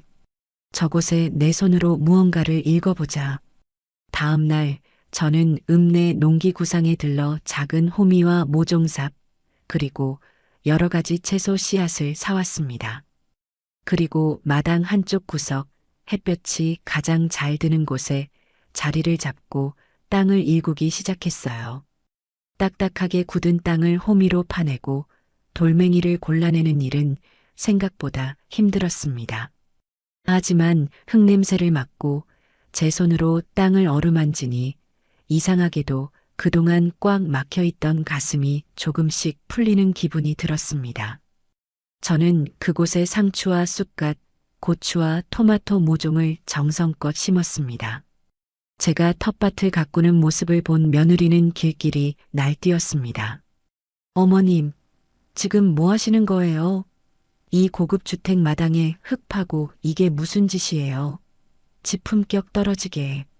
다영이는 마치 자기 집 정원에 쓰레기라도 버려진 것처럼 질색하며 소리쳤습니다. 품격? 사람이 사람답게 사는 게 품격이지 흙 파는 게 품격 떨어지는 일은 아니라고 생각한다만. 저는 허리를 펴고 며느리를 똑바로 쳐다보며 말했습니다. 당장 그만두세요. 이웃 사람들이 보면 뭐라고 하겠어요. 무슨 시골 촌구석도 아니고 마당에 고추나 심고 있다니. 창피해서 얼굴을 들고 다닐 수가 없네. 창피할 게 뭐 있니? 내 손으로 키운 채소, 내 자식 입에 넣어주면 좋은 거 아니냐? 너도 나중에 맛보면 그런 소리 못할 게다. 하지만 며느리는 제 말을 들으려 하지 않았습니다. 그날 이후 그녀는 매일같이 텃밭을 지날 때마다 보란듯이 인상을 찌푸리고 아이고 촌스러워라며 비아냥거렸습니다. 제가 물을 주고 잡초를 뽑는 동안 그녀는 팔짱을 낀 채 저를 한심하다는 듯이 쳐다보았죠. 그 텃밭은 저와 아들 내외 사이에 새로운 전쟁터가 되었습니다. 그들은 저를 집안에서 몰아내는 것도 모자라 이제는 제가 마당에 발붙이는 것조차 허락하지 않으려는 듯 했습니다. 하지만 저는 물러서지 않았습니다. 그 작은 텃밭은 이제 제게 단순한 채소밭이 아니었습니다. 그것은 그들의 억압 속에서 제가 지켜내야 할 제 마지막 남은 자존심의 영토였습니다. 며느리가 제 텃밭을 향해 퍼붓는 저주와 경멸은 날마다 그 강도를 더해갔습니다. 그녀는 제가 마당에 나설 때마다 마치 벌레를 보는 듯한 표정으로 창가에 서서 저를 감시했고 제가 애써 키운 상추잎에 벌레가 앉기라도 하면 온 동네가 떠나가라 비명을 질러댔습니다. 제가 물을 주고 잡초를 뽑는 동안 그녀는 일부러 마당에 나와 큰 소리로 통화를 했습니다. 어머, 우리 집? 말도 마. 요즘 마당에 파리가 들끓어서 창문도 못 열어. 웬 흙장난에 빠지셔서는 아이고, 품격 떨어져서 정말 못 살겠다니까. 그 말들은 모두 제 등 뒤에 와서 박히는 날카로운 유리 조각 같았습니다. 아들 재민이는 아내의 그런 히스테리를 말리기는커녕 오히려 동조하며 제게 핀잔을 주었죠. 어머니, 그냥 좀 그만하시면 안 돼요?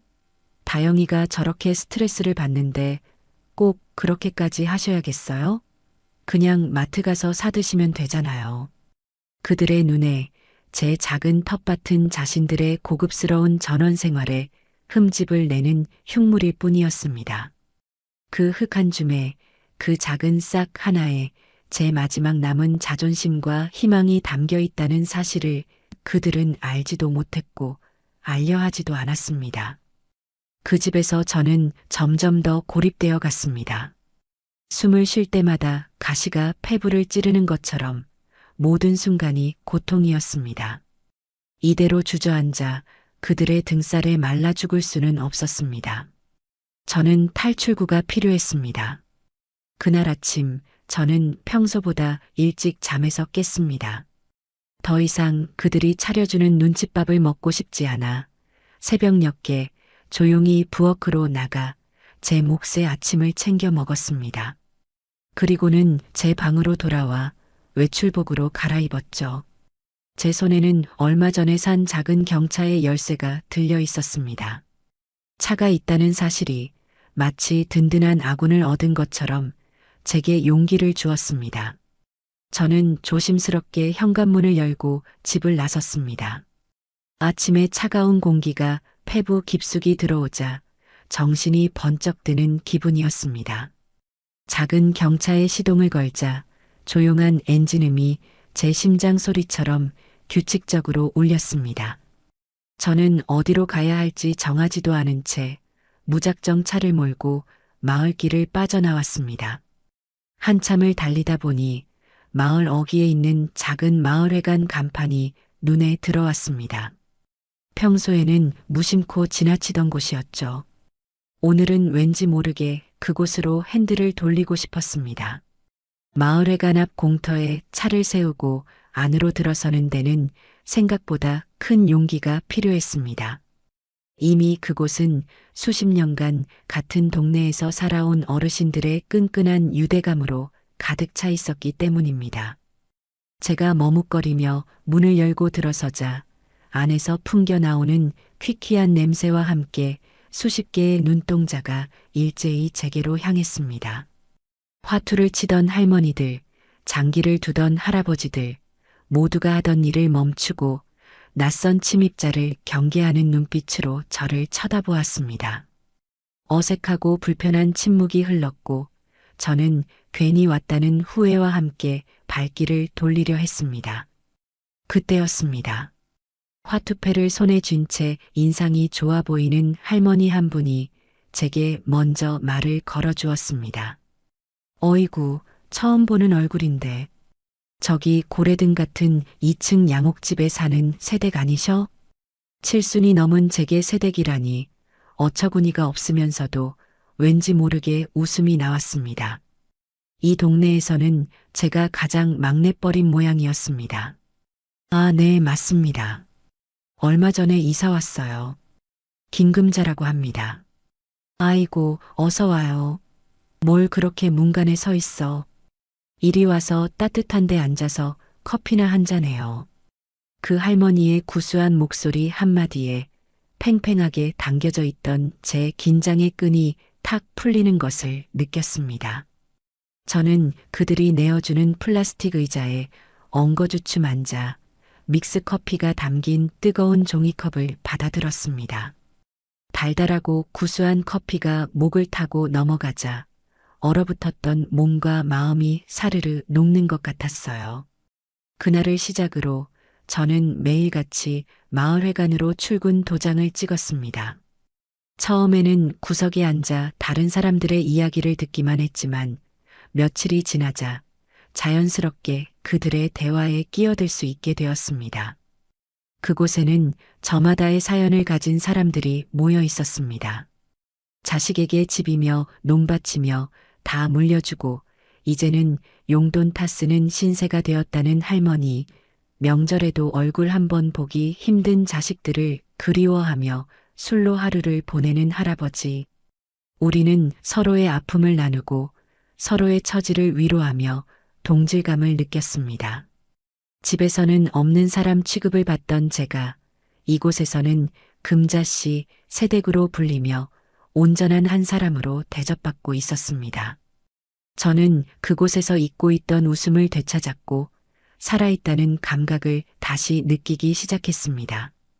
특히 그 중에서도 점잖고 말이 없지만 가끔씩 툭툭 던지는 한마디의 깊은 지혜가 담겨 있는 박 영감님과는 유독 마음이 잘 통했습니다.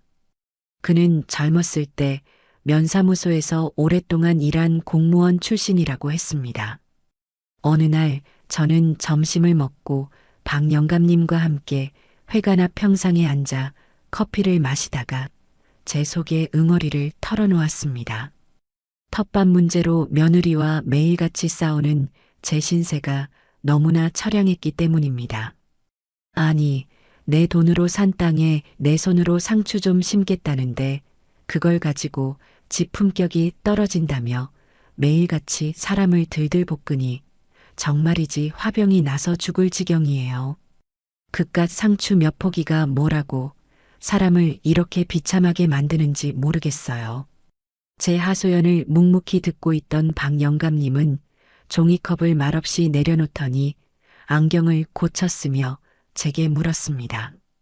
금자씨, 혹시 그 집 등기부등본, 그러니까 속칭 집문서라는 것을 한 번이라도 제대로 본 적이 있어? 네. 집문서요? 그건 아마 아들 녀석 내외가 가지고 있을 텐데요.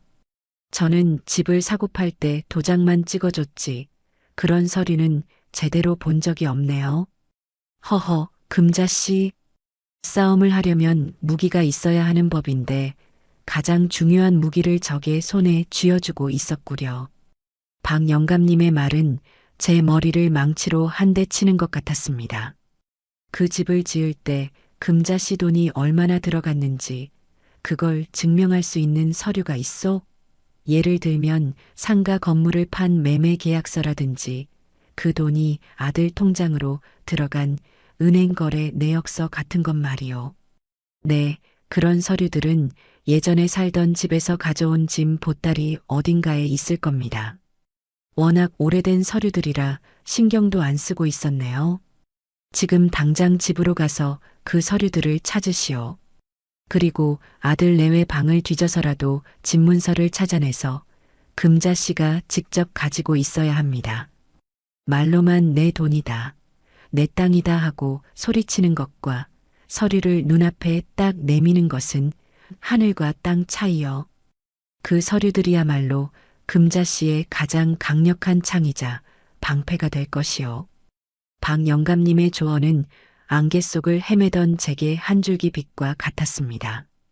그동안 저는 그저 억울하고 분한 마음에 감정적으로만 대응해 왔습니다.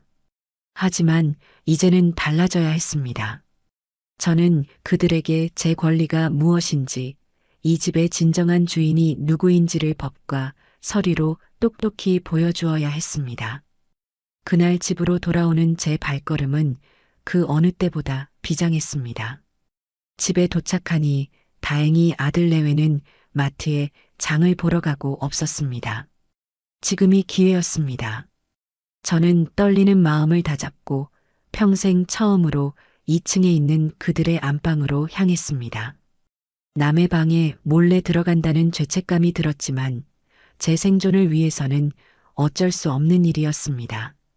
그들의 방은 온갖 명품과 값비싼 물건들로 가득 차 있었습니다. 마치 백화점 쇼룸을 옮겨놓은 것 같았죠. 그 모든 것이 제 피와 땀으로 이루어졌다고 생각하니 속에서 천불이 끓어올랐습니다. 저는 분노를 억누르며 그들의 서랍장을 하나씩 열어보았습니다. 그리고 마침내 가장 아래쪽 서랍 깊숙한 곳에서 부동산 등기권리증이라고 쓰인 빳빳한 서류 봉투를 찾아냈습니다. 심장이 쿵쾅거렸습니다. 봉투를 열어보니 토지와 건물의 소유주 란에 아들 내외와 제 이름이 나란히 적혀 있었습니다. 지분 표시는 없었지만 이것만으로도 제게는 천군만마를 얻은 것과 같았습니다. 저는 그 서류를 품에 안고 제 방으로 내려왔습니다. 그리고는 곧장 제 낡은 짐 보따리를 풀어 헤쳐 상가 건물 매매 계약서와 당시의 통장 거래 내역서까지 모두 찾아냈습니다. 모든 증거가 제 손안에 들어온 순간 저는 비로소 이길 수 있다는 자신감을 얻었습니다. 며칠 뒤 며느리는 또다시 텃밭을 걸고 넘어졌습니다. 제가 새로 심은 오이 모종이 넝쿨을 뻗기 시작하자 그녀는 마치 세상이 무너지기라도 한 것처럼 히스테리를 부렸습니다. 어머님, 제가 이 마당에 넝쿨 올리는 건 절대 안 된다고 말씀드렸죠. 정말 왜 이렇게 사람 말을 무시하세요?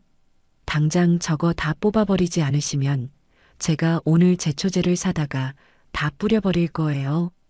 저는 그 말을 기다렸다는 듯이 손에 묻은 흙을 툭툭 털며 일어섰습니다.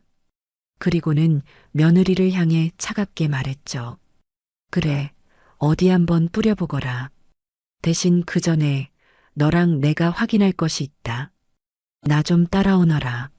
저는 며느리를 거실 테이블로 데리고 갔습니다. 그리고 제가 그동안 목숨처럼 챙겨두었던 모든 서류, 집문서, 상가 매매 계약서, 통장 내역을 그녀 앞에 보란 듯이 펼쳐놓았습니다. 이게 다 뭐예요, 어머님? 며느리는 불안한 눈빛으로 서류들을 훑어보았습니다. 그녀의 목소리는 미세하게 떨리고 있었죠. 보면 모르겠니? 이 집, 그리고 이 집이 서 있는 이 넓은 땅. 이걸 사는데 들어간 돈의 전부가 바로 내 주머니에서 나왔다는 증거다.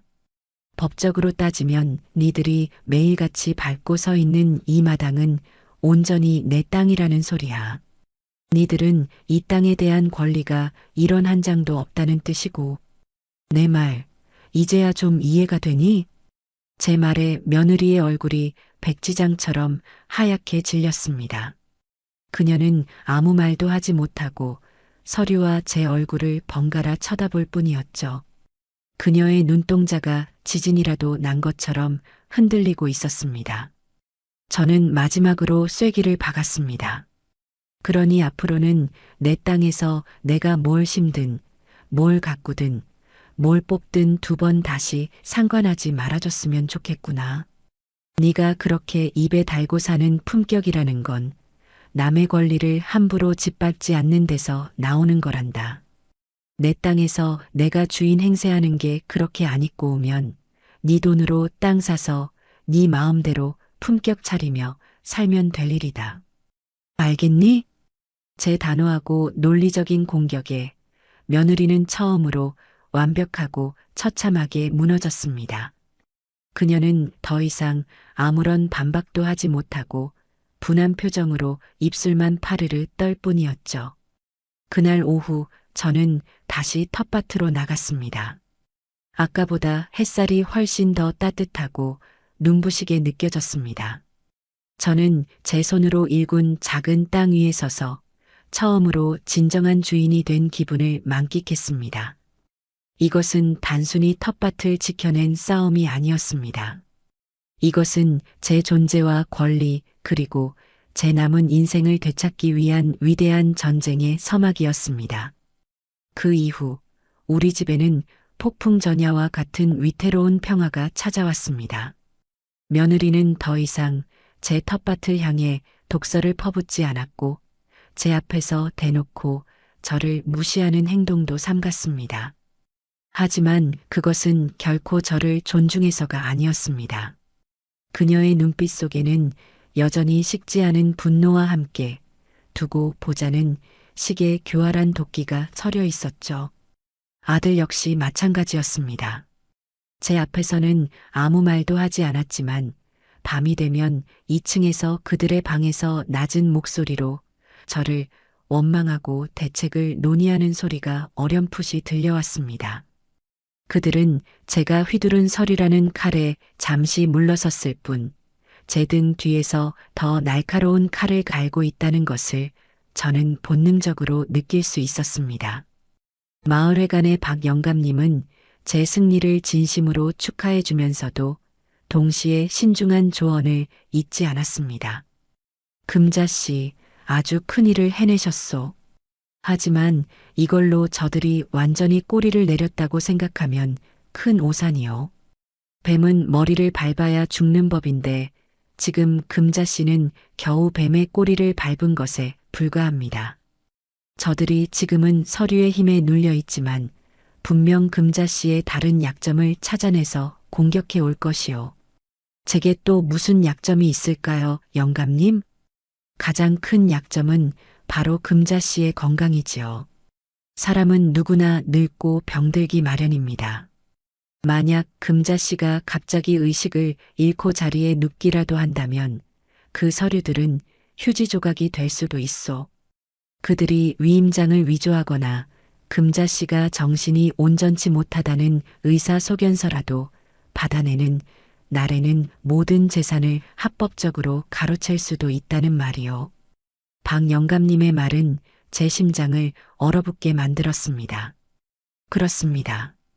제가 2발로 서서 똑똑히 제 의사를 밝힐 수 있을 때나 가능한 싸움이었습니다. 만약 제가 병들어 그들의 손에 제 몸을 맡겨야 하는 신세가 된다면 저는 꼼짝없이 모든 것을 빼앗기고 말 것입니다. 상상만 해도 온몸에 소름이 돋았습니다.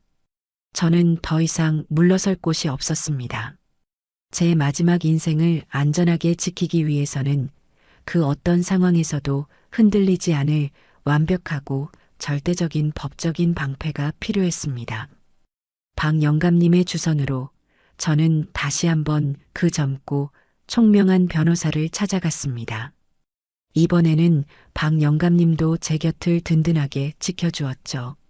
변호사 사무실의 문을 열고 들어서는 제 발걸음은 처음과는 비교도 안 될 만큼 단단하고 확신에 차 있었습니다. 저는 변호사에게 그동안 있었던 모든 일을 상세히 설명하고 제 마지막 결심을 이야기했습니다. 변호사님, 이제는 더 이상 그들에게 그 어떤 미련도 기대도 없습니다. 제가 원하는 것은 단 하나입니다. 제가 살아있는 동안에는 제 재산을 온전히 제 것으로 지키고 제가 죽은 후에는 제 피와 땀이 밴 이 재산이 그들의 손에 단 1원 한 장도 들어가지 않게 하는 겁니다. 그게 법적으로 가능할까요? 제 비장한 물음에 변호사는 제 서류들을 다시 한번 검토하더니 확신에 찬 목소리로 대답했습니다. 물론입니다, 어머님. 가능하고 말고요. 어머님의 경우는 자금 출처가 100% 어머님이시라는 증거가 차고 넘치기 때문에 법적으로 어머님의 권리를 완벽하게 보호할 수 있습니다. 지금이라도 당장 명의신탁 해지를 원인으로 한 소유권 이전 등기 소송을 통해 등기부등본에서 아드님 내외의 이름을 깨끗하게 지워버릴 수도 있습니다. 그 말을 들으니 속이 다 후련했습니다. 하지만 저는 소송이라는 시끄러운 절차보다는 더 조용하고 확실한 방법을 원했습니다. 소송은 최후의 수단으로 남겨두고 싶습니다. 그 전에 제가 할 수 있는 가장 확실한 방법은 무엇일까요? 그렇다면 어머님의 뜻을 가장 완벽하게 관철할 수 있는 방법은 바로 유언대용 신탁계약을 체결하시는 겁니다.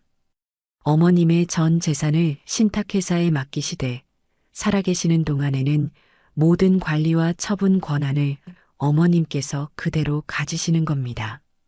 그리고 사후의 재산 귀속지를 아드님이 아닌 제3자로 명확히 지정해 두는 거죠. 이 계약서는 유언장보다도 법적 효력이 강력해서 나중에 그들이 유류분 반환 청구 소송 같은 복잡한 문제를 걸어와도 뒤집기가 거의 불가능합니다. 어머님의 뜻이 가장 확실하게 보호받는 방법이죠.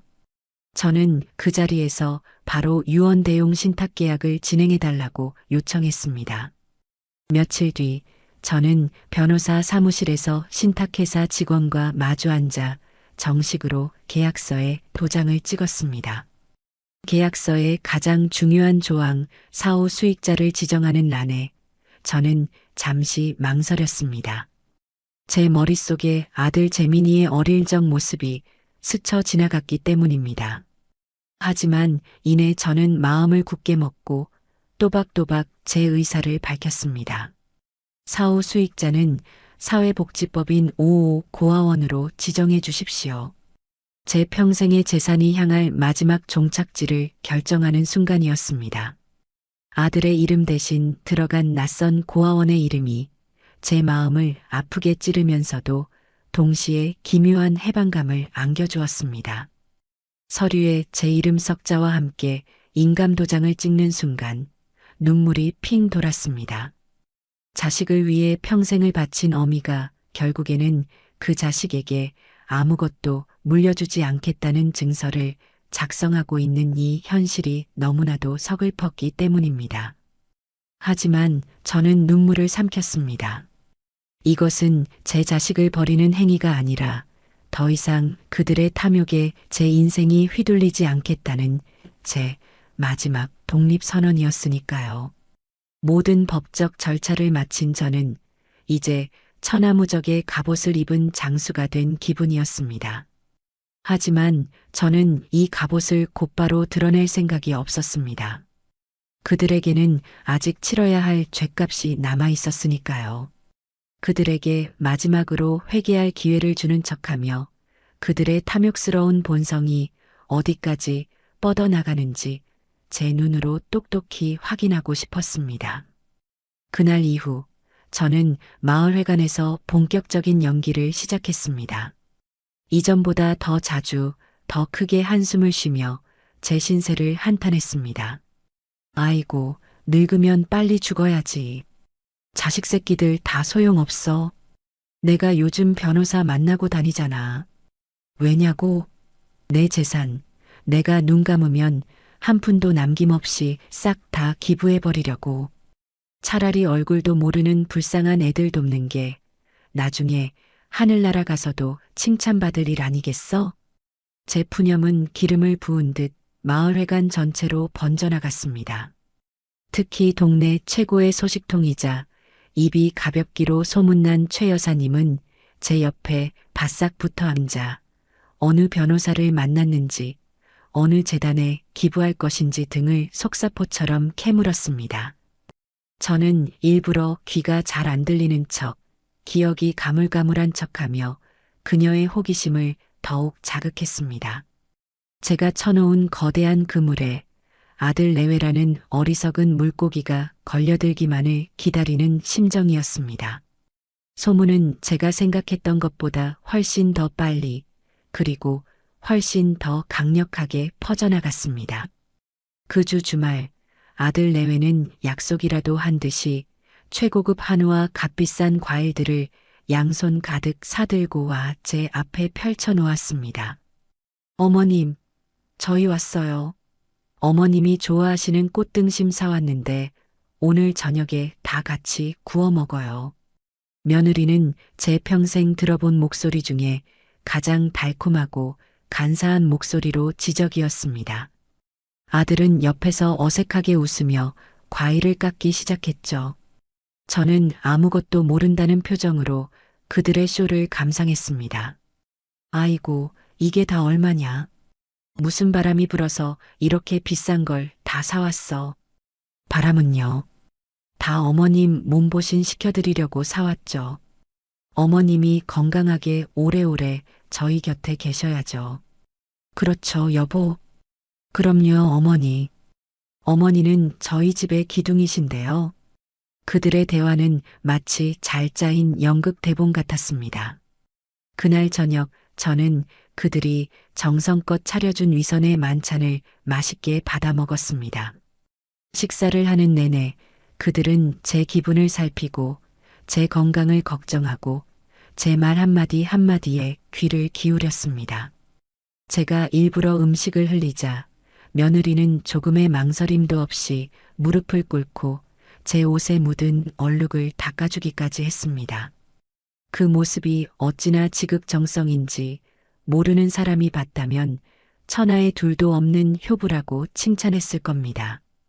그들의 효자, 효부 코스프레는 그날 이후로 더욱 노골적이고 집요해졌습니다. 아침 저녁으로 제 방에 찾아와 문안 인사를 올렸고 제가 좋아하는 텔레비전 프로그램을 미리 알아뒀다가 시간을 맞춰 틀어주었으며 주말에는 억지로 제 손을 끌고 나와 산책을 했습니다. 그들의 행동 하나하나가 너무나 부자연스러워서 저는 때때로 웃음을 참기가 힘들었습니다. 그들은 제가 정말로 치매에 걸린 노인처럼 자신들의 의도를 전혀 파악하지 못하고 있다고 굳게 믿는 듯 했습니다. 어느 날 며느리가 제 손을 잡고 조심스럽게 물었습니다. 어머님, 요즘 마을회관 다니시면서 이상한 사람들 만나시는 건 아니죠? 누가 어머님 재산 노리고 접근해서 기분이 뭐니 하면서 꼬드기는 사기꾼들도 많대요. 어머님은 마음이 너무 좋으셔서 걱정이에요. 저는 잠시 멍한 표정을 짓다가 천진난만하게 대답했습니다. 응? 기부? 아이고, 내가 그랬나? 하도 정신이 오락가락해서. 그래도 좋은 일 한다는데 나쁠 건 없지 않겠니? 제 대답에 며느리의 얼굴이 순간 굳어지는 것을 저는 놓치지 않았습니다. 그들은 자신들의 탐욕스러운 미래가 제 오락가락하는 정신머리 하나에 달려있다는 사실에 매일 밤 불안에 떨며 잠을 설쳤을 겁니다. 저는 그들의 불안과 초조함을 자양분 삼아 하루하루를 더욱 단단해져 갔습니다. 제 인생의 마지막 복수극은 그렇게 조용하고도 치밀하게 절정을 향해 치닫고 있었습니다. 제가 뿌려놓은 전 재산사회 환원이라는 소문의 효과는 실로 대단했습니다. 아들 내외는 자신들의 발등에 떨어진 불을 끄는 것보다 제 마음을 돌려놓는 것이 더 시급하다고 판단한 모양이었죠. 그들의 효도 연극은 날이 갈수록 더욱 치밀하고 노골적으로 변해갔습니다. 하지만 너무 오랫동안 연기를 하면 배우가 지치기 마련이고 억지로 쓴 가면은 언젠가 반드시 균열이 생기기 마련입니다. 그들의 인내심이 바닥을 드러내기 시작한 것은 그들의 가식적인 효도가 2달째에 접어들 무렵이었습니다. 어느 날 저녁 며느리는 자기가 직접 만들었다며 제게 정체불명의 죽을 내밀었습니다. 전복이며 송이버섯이며 몸에 좋다는 것은 다 때려 넣은 듯 보였지만 비린내가 역해서 도저히 한술도 뜰 수가 없었죠. 제가 수저를 내려놓자 며느리의 얼굴에 순간적으로 짜증이 스쳐 지나갔습니다. 어머님, 제가 어머님 건강 생각해서 얼마나 힘들게 만든 건데 한술도 안 드시면 어떡해요. 그녀는 금세 상냥한 표정을 되찾았지만 저는 그녀의 목소리에 담긴 미세한 분노의 떨림을 놓치지 않았습니다. 그들은 점점 지쳐가고 있었습니다. 자신들의 노력에도 불구하고 제가 재산을 기부하겠다는 뜻을 꺾지 않자 초조함이 분노로 변해가고 있는 것이었죠. 저는 그들의 균열을 흥미롭게 지켜보며 결정적인 한 방이 터져 나올 순간만을 기다리고 있었습니다. 그리고 그 순간은 온 동네가 저녁밥을 짓는 구수한 연기로 가득하던 어느 평일 초저녁 아주 요란한 방식으로 찾아왔습니다. 제가 텃밭에서 막 솎아낸 어린 배추를 다듬고 있는데 대문 밖에서부터 시끄러운 고함 소리가 들려왔습니다. 윤재민 씨 집에 있는 거 다 알아. 문 안 열어. 저는 깜짝 놀라하던 일을 멈추고 대문 쪽을 쳐다보았습니다. 곧이어 육중한 대문이 거칠게 열리고 험상궂은 인상의 사내 2명이 삿대질을 하며 마당으로 성큼성큼 들어섰습니다. 그들은 술이 거나하게 취해 있었고 눈은 탐욕과 분노로 번들거렸습니다. 여기가 윤재민 씨 집 맞지? 당신 윤재민이 엄마야? 우락부락한 인상의 사내가 제 턱 밑까지 얼굴을 들이밀며 위협적으로 물었습니다. 저는 주눅 들지 않으려고 애쓰며 허리를 꼿꼿이 세우고 대답했습니다. 그런데요. 우리 아들은 아직 퇴근 전인데 무슨 일로 이리 소란을 피우시오? 그러자 그 사내는 코웃음을 치며 품에서 구겨진 차용증을 꺼내 제 눈앞에서 흔들었습니다. 아들이 사업한다고 돈을 빌려갔으면 갚는 게 순리 아니야. 마누라까지 보증인으로 세워놓고는 몇 달째 이자 한 푼 안 갚고 전화까지 피하고 있어? 우리가 우습게 보여? 그들은 마당을 이리저리 둘러보며 고래고래 소리를 질렀습니다. 집은 아주 으리으리하게 지어놓고 사네. 남의 피 같은 돈으로 호의호식하고 있었구먼. 좋게 말할 때 아들놈한테 똑똑히 전해. 이번 주까지 원금에 이자까지 깨끗하게 정리 안 하면 이 예쁜 집 대문에 빨간 딱지 붙여서 경매에 넘겨버릴 테니까. 알았어. 그들은 제가 애지중지 가꾸는 텃밭의 고추지지대를 발로 걷어차고 마당에 보기 흉하게 침까지 탁 뱉고 나서야 욕설을 짓거리며 사라졌습니다. 저는 그 자리에 얼어붙은 채 그들이 남기고 간 아수라장을 멍하니 바라보았습니다. 아들이 사업을 한다는 것도 빚을 졌다는 것도 처음 듣는 이야기였습니다. 온몸에 피가 차갑게 식고 손발이 벌벌 떨려왔습니다. 그날 밤 퇴근하고 돌아온 아들 내외의 얼굴은 흑빛이었습니다. 이미 빚쟁이들에게서 연락을 받고 모든 상황을 파악한 모양이었죠. 저는 아무 말도 하지 않고 저녁 식사가 끝나기만을 기다렸습니다. 식사가 끝나자마자 저는 그들을 거실 소파에 앉혔습니다. 제 평생 느껴보지 못했던 차갑고 단단한 분노가 제 목소리를 강철처럼 만들었습니다. 오늘 낮에 빚쟁이들이 찾아왔었다. 니들 사업 자금 때문에 진 빚이라더구나. 대체 이게 다 무슨 일이니? 내게 똑똑히 설명해 보거라. 제 서늘한 추궁에 아들 재민이의 얼굴이 와르르 무너져 내렸습니다. 며느리 다영이 역시 고개를 푹 숙인 채 말이 없었죠. 한참을 끄끄거리던 아들이 마침내 모든 것을 실토하기 시작했습니다. 친구와 함께 인터넷으로 수입 의류를 판매하는 쇼핑몰을 운영했는데 더 크게 키워보려는 욕심에 여기저기서 사채까지 끌어다 썼다는 것이었습니다. 하지만 믿었던 친구는 사업 자금을 몽땅 들고 해외로 도망쳐 버렸고 모든 빚은 고스란히 아들과 연대 보증을 선 며느리의 몫으로 남게 되었다는 드라마에서나 나올 법한 통속적인 이야기였습니다. 그들의 이야기는 구차했고 변명으로 가득 차 있었지만 한 가지 사실만은 명확했습니다. 그들이 자신들의 힘으로는 도저히 감당할 수 없는 거대한 빚더미에 깔려 허우적거리고 있다는 것. 그리고 그들이 기댈 곳은 이제 이 세상에 저 하나밖에 남지 않았다는 것.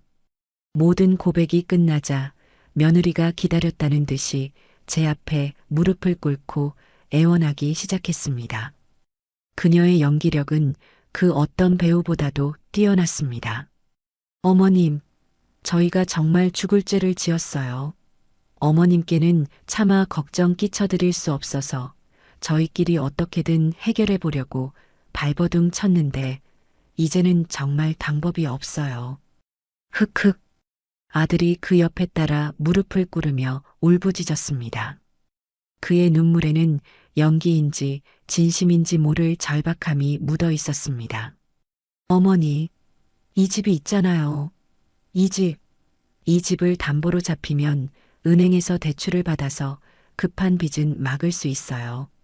어머니께서 제발 허락만 해주시면 저희 다시 일어설 수 있어요. 어머니는 제 유일한 희망이에요. 어머니, 제발 저희 좀 살려주세요. 결국 그들의 마지막 목적지는 이 집이었습니다. 제 인생의 모든 것이 담긴 이 집을 담보로 자신들의 어리석음과 탐욕이 만들어낸 빚잔치를 치르려는 것이었죠. 그들은 일말의 망설임이나 죄책감도 없이 제 마지막 보루마저 자신들의 탐욕을 위해 내놓으라고 그것이 어미의 의무인 양 당당하게 요구하고 있었습니다. 저는 그들의 처절한 연기를 묵묵히 지켜보았습니다. 그들의 눈물은 뜨거웠지만 그 안에는 단 한 방울의 진정한 뉘우침도 담겨 있지 않았습니다. 오직 자신들의 절망적인 상황을 벗어나고픈 이기심만이 끈적하게 고여 있었죠. 한참의 침묵이 흘렀습니다. 거실에는 그들의 흐느낌과 시계 초침 소리만이 또렷하게 들려왔습니다. 마침내 저는 차갑고 조용한 목소리로 입을 열었습니다. 제 목소리는 얼음장처럼 차갑고 단단했습니다. 싫다. 제 단호한 한마디에 그들의 울음소리가 거짓말처럼 뚝 그쳤습니다. 그들은 믿을 수 없다는 표정으로 저를 쳐다보았어요. 네, 어머니 지금 뭐라고? 내가 왜 내 평생의 피와 땀이 담긴 이 집을 담보로 잡혀서 너희의 빚잔치를 해줘야 하냐고 묻고 있다. 이 집은 내 집이다. 내가 시장 바닥에서 허리가 휘도록 일해서 내 손으로 올린 내 성이야. 내가 왜 내 성을 너희의 어리석음과 탐욕을 위해 내주어야 하지? 며느리가 다급하게 소리쳤습니다. 그녀의 목소리에는 애원이 아닌 날카로운 분노가 섞여 있었습니다. 어머님, 저희가 망하면 어머님은 괜찮으실 것 같아요? 빚쟁이들이 매일같이 이 집으로 들이닥쳐서 행패를 부릴 텐데 어머님이라고 편히 사실 수 있을 것 같냐고요. 그것은 애원이 아니라 명백한 협박이었습니다. 저는 그들의 마지막 발악에 실소를 터뜨렸습니다. 그래, 아주 좋은 것을 가르쳐 주었구나. 너희가 이 집에 함께 사는 한 나도 편치 않겠지. 그러니 너희가 내 눈앞에서 사라져 주는 것이 내가 가장 편해지는 유일한 방법이겠구나. 저는 자리에서 일어나 제 방에서 변호사가 미리 준비해준 서류 뭉치를 가져왔습니다. 그리고 그것들을 그들 앞에 테이블 위에 마치 화투패를 내려놓듯이 한 장 한 장 펼쳐 놓았습니다. 그것은 제가 이 집을 사는데 들어간 모든 자금의 출처를 증명하는 서류들과 변호사의 공증을 받은 유언대용 신탁 계약서, 그리고 마지막으로 부동산 명도 및 퇴거 요청 통보서였습니다. 이게 다 뭐예요? 며느리의 목소리가 파르르 떨렸습니다. 눈이 있으면 똑똑히 보거라. 이 집 처음부터 끝까지 내 돈으로 지은 내 집이다. 너희는 이 집에 단 1원 한 장 보탠 적이 없어. 너희 이름이 등기부등본에 올라가 있는 것은 단지 세금 문제 때문에 내가 너희에게 명의를 빌려준 것에 불과하다. 법적으로 너희는 이 집의 소유권에 대해 그 어떤 권리도 주장할 수 없다는 뜻이다. 너희는 내 집에 얹혀 사는 세입자, 아니, 기생충이나 마찬가지였어. 저는 마지막으로 퇴거 통보서를 그들의 눈앞에 들이밀었습니다. 나는 더 이상 너희 같은 불성실하고 파렴치한 것들을 내 집에 들릴 생각이 없다. 그러니 너희에게 마지막 자비를 베풀어 주마. 내가 이 소장을 법원에 정식으로 제출하기 전에 한 달의 시간을 주겠다. 한 달 안에 조용히 이 집에서 니들 짐을 모두 싸서 나갈지, 아니면 법원에서 발행한 퇴거 명령서를 받고 경찰들이 보는 앞에서 개처럼 질질 끌려나갈지. 선택은 너희 몫이다. 그것은 그들이 상상조차 하지 못했던 가장 차갑고 잔인한 최후 통첩이었습니다. 아들 내외는 완전히 넋이 나간 표정으로 바닥에 주저앉았습니다. 그들의 길고 길었던 탐욕과 위선의 연극은 제 손에 들린 서류 몇 장으로 인해 가장 처참하고 완벽한 파국을 맞이하고 있었습니다. 제가 내민 법적인 최후 통첩 앞에서 아들 내외는 더 이상 저항할 힘을 잃었습니다. 그들은 며칠간 제게 애원도 해보고 화를 내며 저를 저주하기도 했지만 저는 쇠로 만든 벽처럼 조금도 흔들리지 않았습니다. 빚쟁이들의 방문은 날마다 잦아졌고 그들의 목소리는 점점 더 거칠어졌습니다. 마침내 그들은 모든 것을 포기하고 제 제안을 받아들일 수밖에 없었습니다. 한 달이라는 유예기간이 끝나갈 무렵 집 앞으로 낡은 이삿짐 트럭 한 대가 도착했습니다. 아들 내외는 초점 없는 눈으로 자신들의 짐을 꾸리기 시작했습니다. 처음 이 집에 들어올 때 가져왔던 단출한 짐과는 비교도 안 될 만큼 그동안 제 돈으로 사들인 값비싼 가구와 가전제품들이 가득했습니다. 며느리는 그 물건들을 하나라도 더 챙겨가기 위해 악을 쓰는 듯 보였습니다. 심지어 제가 아끼던 작은 찻상까지 트럭에 실으려는 것을 제가 나서서 막아야 했습니다. 그건 내 물건이다. 내려놓거라. 제 단호한 말에 며느리는 저를 도끼 어린 눈으로 쏘아보더니 찻상을 바닥에 거칠게 내동댕이 쳤습니다. 쨍그랑 하는 날카로운 소리와 함께 찻상의 다리 한쪽이 부러져 나갔습니다. 그것이 그녀가 제게 보여준 마지막 모습이었습니다. 아들은 그 모든 과정을 지켜보면서도 차마 고개를 들지 못하고 그림자처럼 서 있기만 했죠. 그들의 마지막 모습은 제가 상상했던 것보다 훨씬 더 비참하고 추했습니다. 트럭이 모든 짐을 싣고 떠나자 집 안에는 거대한 공허함과 고요함만이 남았습니다. 저는 부러진 찻상을 들고 거실 한가운데에 한참을 서 있었습니다. 눈물이 날 법도 한데 이상하게도 눈물은 나오지 않았습니다. 오히려 오랫동안 저를 짓누르던 무거운 갑옷을 벗어 던진 것처럼 몸과 마음이 날아갈 듯 가벼웠습니다. 저는 그날 집안의 모든 창문을 활짝 열었습니다. 새로운 공기가 들어와 그들이 남기고 간 불행하고 탐욕스러운 기운을 깨끗이 씻어내 주기를 바랐습니다. 그들이 떠난 집에서 혼자 지내는 시간은 제게 온전히 저 자신과 마주하는 기회를 주었습니다. 저는 그동안 발도 들여놓지 않았던 2층 안방으로 제 짐을 옮겼습니다. 푹신하고 넓은 침대에 처음 누워보았고 햇살이 가득 들어오는 창가에 앉아 책을 읽었습니다.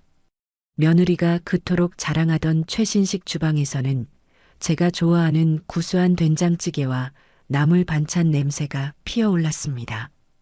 텃밭에서 직접 키운 상추를 뜯어 밥을 싸먹는 소박한 행복을 누렸습니다. 집은 이제 더 이상 감옥이 아니었습니다. 온전히 저만의 공간, 저만의 왕국이었습니다.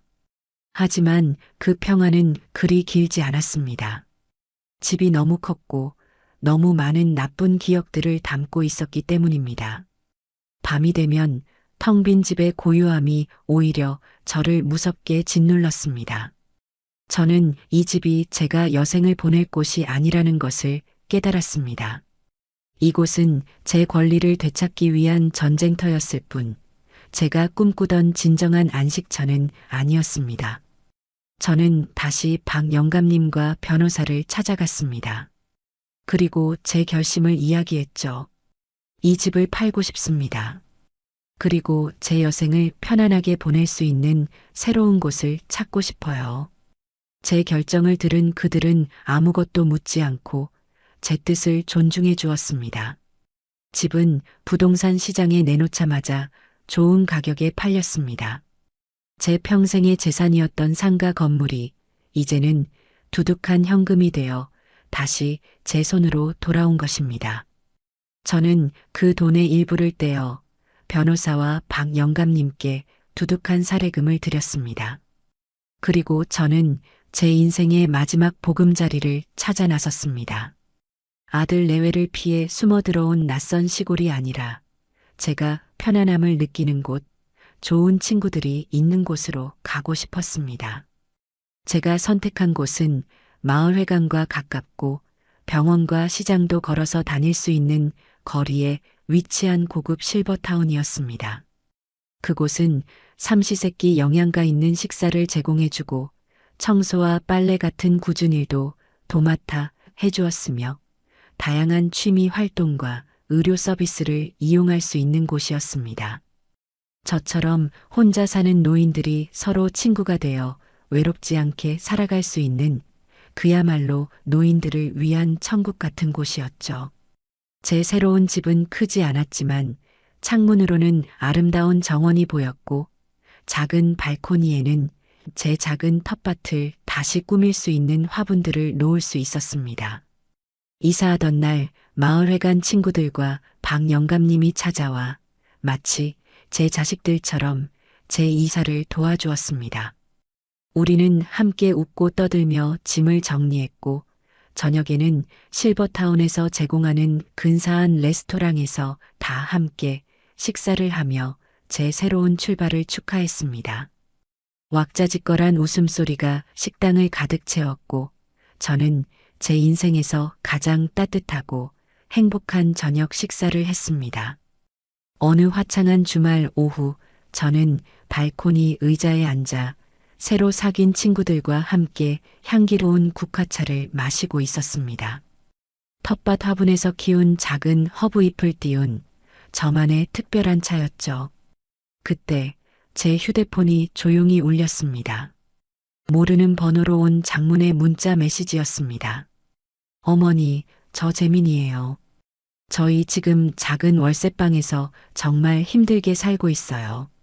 다영이는 매일같이 저를 원망하고 저는 일용직을 전전하며 하루하루를 버티고 있습니다. 어머니가 주신 돈은 빚 갚는 데 다 쓰고 이제는 정말 수중에 10,000원 한 장이 없네요. 어머니, 저희가 정말 잘못했어요. 저희가 어리석었어요. 어머니의 사랑을 당연하게 생각했던 저희를 용서해 주세요. 제발 마지막으로 딱 한 번만 저희를 도와주시면 안 될까요? 라면이라도 끓여 먹을 돈이 없습니다. 제발. 저는 그 길고 구차한 메시지를 눈 하나 깜빡하지 않고 마지막 문장까지 묵묵히 다 읽었습니다. 그리고는 한치의 망설임도 없이 삭제 버튼을 길게 눌렀습니다. 제 마음은 잔잔한 호수처럼 그 어떤 미련의 파문도 잃지 않았습니다.